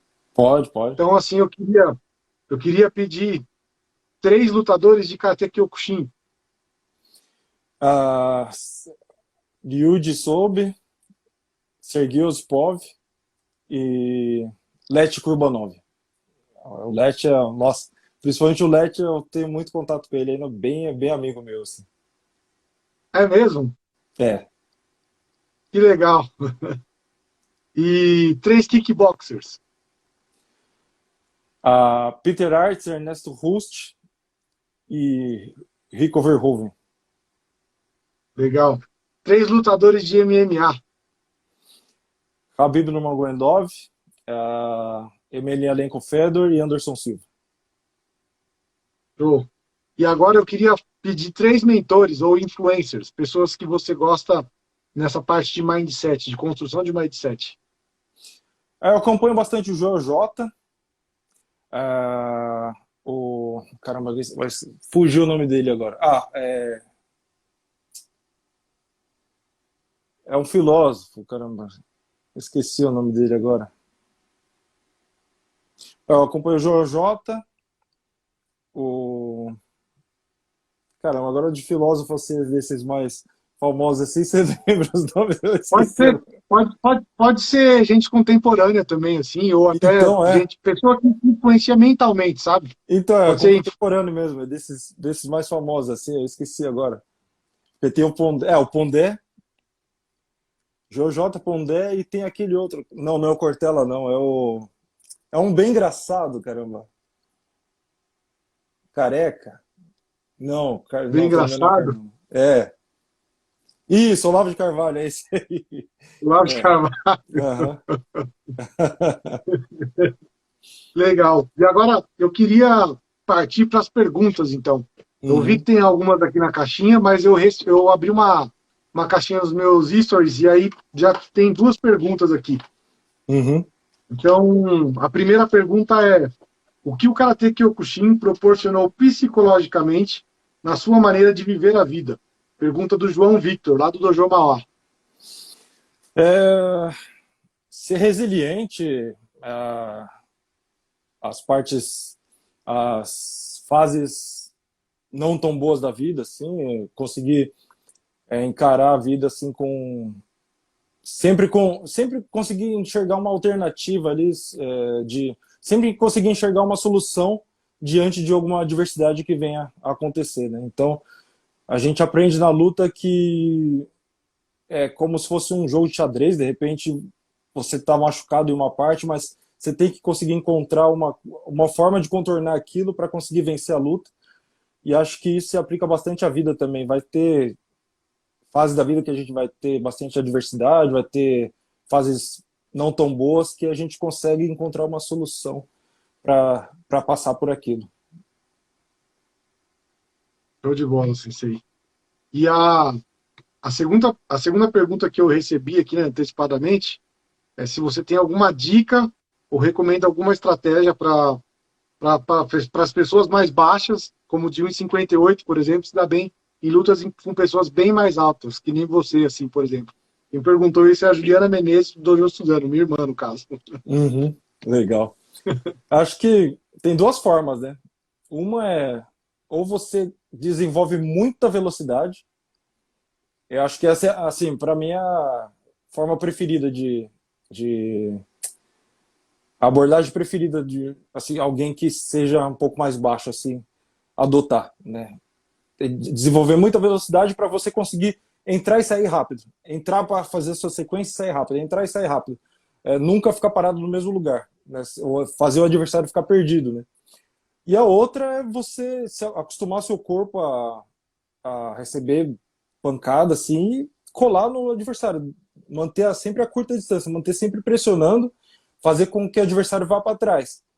Isso é bem válido também. Tem alguns atletas que adotam isso aí, sendo peso leves. Mas eu acho que a primeira, se você consegue adotar, é melhor porque você consegue passar pelas lutas sem muito dano, né? Então, num campeonato, isso daí faz bastante diferença. Show de bola. E vamos ver aqui agora as perguntas que a gente tem na caixinha. Então aqui, ó, o Dojo Kyokushin Suzano tá perguntando aqui o que você acha que faltou na final contra o Tariel no Mundial. Até perguntaram isso aí perguntaram nos seus stories, né? Mas responder É, para o pessoal de novo aqui. o pessoal pergunta bastante. Bom, sinceramente, eu não sei o que faltou. Sinceramente, eu não sei dizer, não, porque se você reclama, você é mal perdedor, né? Mas, sei lá, para quem. Eu gosto de deixar para a pessoa assistir lá, principalmente o primeiro round. E aí, cada um tira as próprias conclusões lá, mas para mim, eu achei que não faltou nada. É complicado, né? Eu assisti essa luta hoje, inclusive. Eu assisti várias lutas hoje. Suas, obviamente. Eu gosto de fazer isso, assim, ter uma preparação para entrando no clima de cada entrevista, cada coisa, mas é complicado mesmo. Até o Alex aí tá falando, faltou os juízes serem justos. Porque assim, não tem muita lógica assim, você atacar 3 minutos e a pessoa começar a atacar faltando 30 segundos e aí terminar como um empate, né? Mas, sei lá, né? É complicado mesmo, assim. Agora, até um relato meu, pessoal, meu, desabafo meu, né, na verdade, assim. No Karatê Shotokan é uma coisa que você fica totalmente na mão dos juízes, né, na verdade. Uhum. Então, isso foi uma coisa que me deixou, assim, foi, putz, eu não quero mais depender tanto do juiz. Então, isso foi uma coisa também que me motivou aí pro Kyokushin, que é o lance de você, às vezes, poder definir com antecedência, né? Não é uma É, regra, mas é o que vale, né? E vamos lá, é. vamos ver mais perguntas aqui, Sensei. O Sensei Diego, também lá de Suzano, ele está perguntando aqui o que você acha dos atuais atletas brasileiros dentro do Kyokushin. No atual cenário, você acredita que teremos um novo campeão mundial brasileiro? Eu torço para que isso aconteça, né? Eu não sei como é que tá atualmente assim essas novas gerações, até porque no último mundial que teve aberto, a gente teve apenas um atleta que chegou no terceiro dia, né? Eu não sei como é que tá o desenvolvimento dele, né, do Ícaro, como é que ele está treinando, se está treinando, se vai continuar participando dos campeonatos de Kyokushin. É importante não colocar tudo nas costas dele também, né, porque é uma pressão bem grande assim você carregar sozinho, assim. Então, eu acho que é importante ter renovação, né, dos atletas assim. Eu não sei como é que está agora essa questão de também o surgimento dos atletas novos. Acabou que acabou sendo uma coisa que, como é que fala? Juntou muita coisa em uma só. Junta a pessoa chegar numa certa idade, ter que escolher estudar e trabalhar, ou treinar com pressão da família. Igual eu, quando decidi ser lutador, não tive muito assim. Meus pais deixaram de boa, assim, né? Mas hoje em dia, você sabe que os pais pressionam bastante assim para ter uma profissão, assim, para fazer alguma coisa que seja um pouco mais garantida, entre aspas, né? Então junta muita coisa. E aí tem os outros esportes de combate também, que aí a pessoa já começa a competir, já ganha dinheiro, mesmo que seja pouco, e aí que acaba sendo um pouco mais atrativo. Então eu não sei, acabou que o Kyokushin acabou sofrendo bastante com isso, né? Por isso que tem essa anti-safra agora. Agora é torcer para ter uma safra nova aí, né? Que surge aí. É importante também o aparecimento de projetos sociais que desenvolvam atletas também, né? Porque a gente vê que só contar com o atleta, a pessoa que treina na academia, se tornar um atleta é muito improvável de acontecer, assim, hoje em dia, né? Então, acho que é importante o desenvolvimento de projetos sociais nessa parte aí. Legal, diria então que faltam talvez mais pessoas com mais visão de gestão, talvez, para organizar isso aí, porque material a gente acaba tendo, né? De repente, sim, mais visão de gestão, Ultimamente não é um bicho de sete cabeças, você montar um projeto, captar recursos para um projeto, né? Você tem várias opções aí. Tem aí sites de crowdfunding, tem os próprios projetos aí de incentivo aí não é bem o Bolsa Atleta, mas tem outros programas de incentivo similares aí para quem quer montar um projeto. Então não é uma coisa tão difícil assim, né? Agora precisa ter conhecimento nessa parte aí de gestão, né? Legal. Mais uma pergunta aqui, ó, Sensei. Sensei Alex Asenko que está perguntando qual era a sua maior e melhor característica dentro das lutas? Acho que era a agressividade. Eu sempre fui bem agressivo, assim. Procurava me impor desde o início da luta, assim. Dava aquele choque no adversário, assim, já logo no início para impor minha vontade ali na luta, assim, fazer com que as coisas acontecessem da forma que eu queria que acontecesse, né? Claro que no nível mundial, assim, não é sempre que as coisas vão acontecer da forma que você quer, mas você tem que ter essa agressividade, tem que tentar impor o máximo possível sua vontade ali na luta. Então acho que essa é a principal característica que eu tinha. Legal, Sensei. Bom, a gente vai chegando aqui na reta final, né? Preparando as últimas perguntas aqui. Então, se alguém tiver vontade de. Aliás, eu queria saber se existe a possibilidade, né? De alguém ter aulas, né? Tanto de karatê, de kickboxing, ou de outras artes marciais com o Sensei Everton Teixeira. Com essa, com essa nova possibilidade que a gente tem das aulas online, etc. Existe a possibilidade? Como é que você tem trabalhado essa parte de aula? Então, como eu falei, né, assim, tem essa parte, aqui no Japão tá bem restrito assim ao aluguel de espaços para dar aula. E aqui em casa não dá, porque os vizinhos vão reclamar. Então, essa parte de aula eu tô parado. Aqui em casa eu não posso fazer barulho, senão, nossa, dá um rolo danado. O pessoal me manda embora daqui. Então, por enquanto, eu tô parado. Eu tenho que ver aí como é que eu vou fazer nessa parte aí. Tá, tem mais uma pergunta aqui, até na verdade, do Sensei Donizete Nuto, lá de Mauá também. Que Uhum. ele pergunta dos seus, né, quais são os projetos para o futuro, se você tem alguma coisa já traçada. Então, primeiramente o livro, né? Ano que vem tem algumas coisas aí que vão sair. Eu, por enquanto, vou manter meio que em sigilo aí, mas acho que vai vir umas coisas legais aí, mas mais voltado para essa área digital mesmo, né? Mas por Legal, enquanto é segredo ainda. legal. E a questão da mentoria, Sensei. Você tem um projeto de mentoria? Se alguém quiser ter mentoria com você, como funciona isso? Eu não tenho atendido com mentoria, pessoalmente, assim, basicamente o que eu tenho feito assim nessa área de mentoria é responder as perguntas que me chegam no Instagram.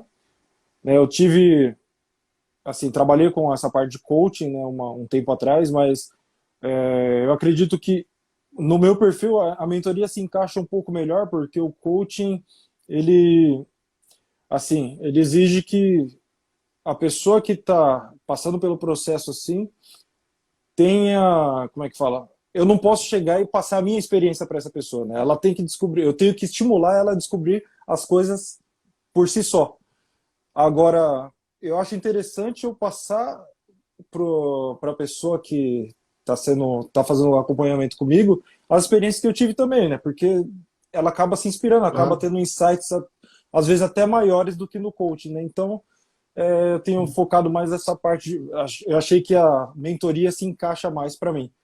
Não tenho atendido pessoalmente, mas se alguém tiver interesse, é só mandar uma mensagem lá no meu Instagram, no direct lá, que a gente pode conversar. Legal. Ó, surgiu mais uma pergunta aqui, na verdade, nos comentários. Se você, para você falar para a gente como é que você acha que estão as mulheres no Kyokushin atualmente, como está o nível assim? Assim, eu acho que o nível evoluiu bastante, assim, a gente via antigamente, assim, as lutas femininas, assim, as meninas sempre tiveram bastante, lutavam bastante com o coração, né? E ficava, acho que às vezes ficava até. Eu, como juiz, pensava, acho que elas estão com raiva uma da outra, né? E acabava esquecendo um pouco da parte técnica. Hoje em dia está muito mais evoluído, assim. Hoje em dia elas estão bem mais técnicas, estão conseguindo chegar na luta um pouco mais conscientes, assim. Eu acho que evoluiu bastante o feminino, né? Legal, bacana, Sensei. E você tem, assim, algum plano de visita ao Brasil ou de fazer algum workshop, algum curso para a galera daqui? Tem alguma coisa em mente prevista? Então, era para eu ter ido, na verdade, esse ano. Eu não consegui ir por causa da situação toda aí. Agora, para fazer planos para futuramente, eu ainda não sei, porque eu vou ter que primeiro tomar a vacina. O Japão está um pouquinho atrasado nessa parte de vacina. Eu finalmente consegui tomar a primeira dose agora, a segunda dose vai ser dia 1º de outubro. E aí, a partir disso, começar a planejar, né? De repente passar no Brasil, só que ainda não tenho nada concreto, confirmado ainda não. Bom, legal. Bom, eu queria fazer um convite, então, pessoal, até nesse caso você vier para o Brasil, tiver algum buraco na agenda, quiser fazer uma visita lá ao Dojo Mauá, vai ser muito bem-vindo lá, né? A gente tem o Sensei Wilson. Quando eu contei para ele que eu ia fazer a live com você, ele ficou super feliz, me incentivou bastante. Dojo é muito bacana, lá é um espaço muito bacana, a gente tem uma equipe muito boa. Então, se você vier e quiser fazer um treino lá com a gente qualquer dia, ou até, não sei, um curso, um seminário, aí tem que falar com o Sensei, obviamente, mas quiser fazer um treino lá, vai ser muito bem-vindo, Sensei. E é isso, eu queria agora pedir as duas últimas aí. Uma dica para a galera que está começando aí no Karate Kyokushin, o que você recomenda, assim, tanto da parte, o que treinar, tanto fisicamente e também na parte psicológica, aí, o que abraçar aí de filosofia. Acho que acaba sendo meio clichê, mas tem aquela mentalidade de que os resultados não vão chegar de uma hora para outra, de que é meio que uma maratona, né? Não é um sprint, não é um tiro de 100 metros, né? Então, ter paciência, procurar absorver o máximo de informação possível. No começo vai ser isso mesmo, aquela confusão, aquele monte de informação, você vai ficar perdido, você vai ficar, às vezes, até um pouco desanimado, mas aí, conforme você vai se desenvolvendo, você vai conseguindo filtrar melhor, e aí você vai chegando no seu próprio estilo de lutar, né? Então, no começo você vai precisar de bastante referência, bastante informação, sugar, entre aspas, né, bastante coisa para depois você conseguir moldar o seu próprio estilo de lutar, né? Então, eu diria que é paciência, persistência, conseguir ouvir bastante, né? Se abrir para a informação que está chegando e se manter ali treinando, né? Se manter, não deixar a preguiça dominar, né? Às vezes a gente fica, não, é só hoje, eu vou ficar em casa, não sei o que, não, mas um treino que você deixa de ir faz muita diferença. Então, manter a constância, manter essa cabeça de longo prazo também. Então, agora, bom, para finalizar, a última pergunta, que eu já te aluguei por muito tempo, aqui já estamos quase 2 horas. Bom, agora eu acho que nada mais justo que eu fazer uma pergunta minha também, para mim, né? Acho que assim, eu queria pedir uma dica, na verdade, né, para como driblar aí principalmente os imprevistos da rotina, né? Eu acho que eu não tenho tanto esse problema de preguiça, assim. Acho que eu já superei essa fase, assim, mas eu tenho muito problema, na verdade, com rotina, né? Porque, como eu falei, eu trabalho como, né, designer barra publicitário, sou diretor criativo da minha própria empresa. Eu sou músico e aí também gosto né, de lutar. Então, assim, para mim, na verdade, é difícil, às vezes, manter uma rotina de treino por conta de compromisso, às vezes coisas de trabalho que acabam aparecendo, então eu acabo perdendo alguns treinos. E, bom, como eu falei inicialmente, a minha vontade, quando eu voltei a treinar, a minha vontade, na verdade, era mais manter a saúde física e mental. Mas quando a gente começa a engrenar ali, a gente começa a olhar para coisas maiores, começa a traçar objetivos que a gente não esperava, como competir, né? Eu, por enquanto, eu só participei de uma competição no Karate Kyokushin, que foi esse último sul-americano online que teve. Então, eu ainda consegui ser vice-campeão lá no Catar e fiquei muito feliz. Foi uma coisa que eu, assim, eu entrei totalmente, poxa, vamos ver o que vai acontecer, sabe? E Uhum. fiquei muito feliz com o resultado. Então, obviamente, acaba motivando a gente a querer buscar mais, mas ao mesmo tempo a gente sabe que tem essas dificuldades do dia a dia. Então, qual é a sua dica para mim, assim, por exemplo? Como adaptar a rotina de treino, mesmo sabendo que vai ter esses imprevistos? Bom, se houver a possibilidade é treinar de manhã. Tipo, a primeira coisa que fizer no dia é treinar. Porque aí já tá garantido ali você ter feito seu treino ali, né? Caso não dê para fazer isso assim, acho que encontrar uma forma de, pelo menos, se você não conseguir fazer o treino completo e aí chegou em casa, trabalhou o dia inteiro, não conseguiu ir para academia, pelo menos uma parte do treino você vê se você consegue fazer. O Kihon tem 35 minutos, né? Então, eu acho que 35 minutos antes de dormir lá você vai ter, né? Claro que treinar um pouco antes de dormir é meio ruim, porque você fica agitado e depois não consegue dormir direito, né? Mas se você conseguir priorizar, ou se você vê que vai ser um dia cheio ali, que de repente não vai dar para você ir na academia, é melhor colocar isso daí já logo na primeira atividade do dia, que você já garante já. Legal, show de bola, Sensei. Bom, queria agradecer mais uma vez toda a disponibilidade, toda a ideia que a gente trocou, não só ao vivo, também no inbox. É sensacional poder acompanhar um pouco mais de perto a sua história, a sua trajetória, saber, né, das questões não só técnicas e físicas, como o pessoal pergunta bastante, mas também abordar mais essa parte de mindset. Eu acho que foi uma conversa enriquecedora, não só para mim, mas todo mundo que acompanhou ao vivo e das pessoas que vão acompanhar também, porque o Daniel perguntou se a live vai ficar salva, então vai ficar salva. Eu vou deixar aqui no meu Instagram, depois eu vou colocar no canal de YouTube da minha empresa, que chama Bicho Solto INC. E aí, além do conteúdo na íntegra, a gente vai soltar também os melhores momentos. A gente faz uns cortes com os melhores momentos. Depois eu vou encaminhar tudo, inclusive, para o Sensei Everton. E é isso, Sensei. Muito obrigado. Valeu pela atenção, disponibilizar o seu tempo, que é nosso ativo, né, mais precioso. Então, eu agradeço de coração aí por ter aceitado o meu convite. E é isso. Até uma próxima aí. Eu que agradeço Passa a aí o palavra. convite. Fico à disposição aí, né? Caso pinte a ideia de fazer mais uma aí. Obrigado a todo mundo que assistiu também, né? Um abração aí para todo mundo lá do Dojo de Mauá, todos os dojos do Brasil aí. E é isso aí. Vamos trabalhando aí. Quem quiser mandar mensagem lá também, trocar uma ideia sobre essa parte de treino, de luta, eu estou à disposição. O pessoal gosta assim de mandar mensagem e eu geralmente respondo todo mundo. Beleza? É isso aí. Beleza, Sensei. Obrigadão. Valeu demais. Acho que o pessoal gostou aí, o pessoal tá dando parabéns. Fico feliz que o pessoal tenha gostado. E é isso. Com certeza a gente vai fazer mais uma live, sim. Beleza, fico à disposição aí. Beleza? Valeu. Muito obrigado, Valeu. viu? Tchau, tchau. Até a E um próxima bom aí. dia aí. Boa noite aí para vocês.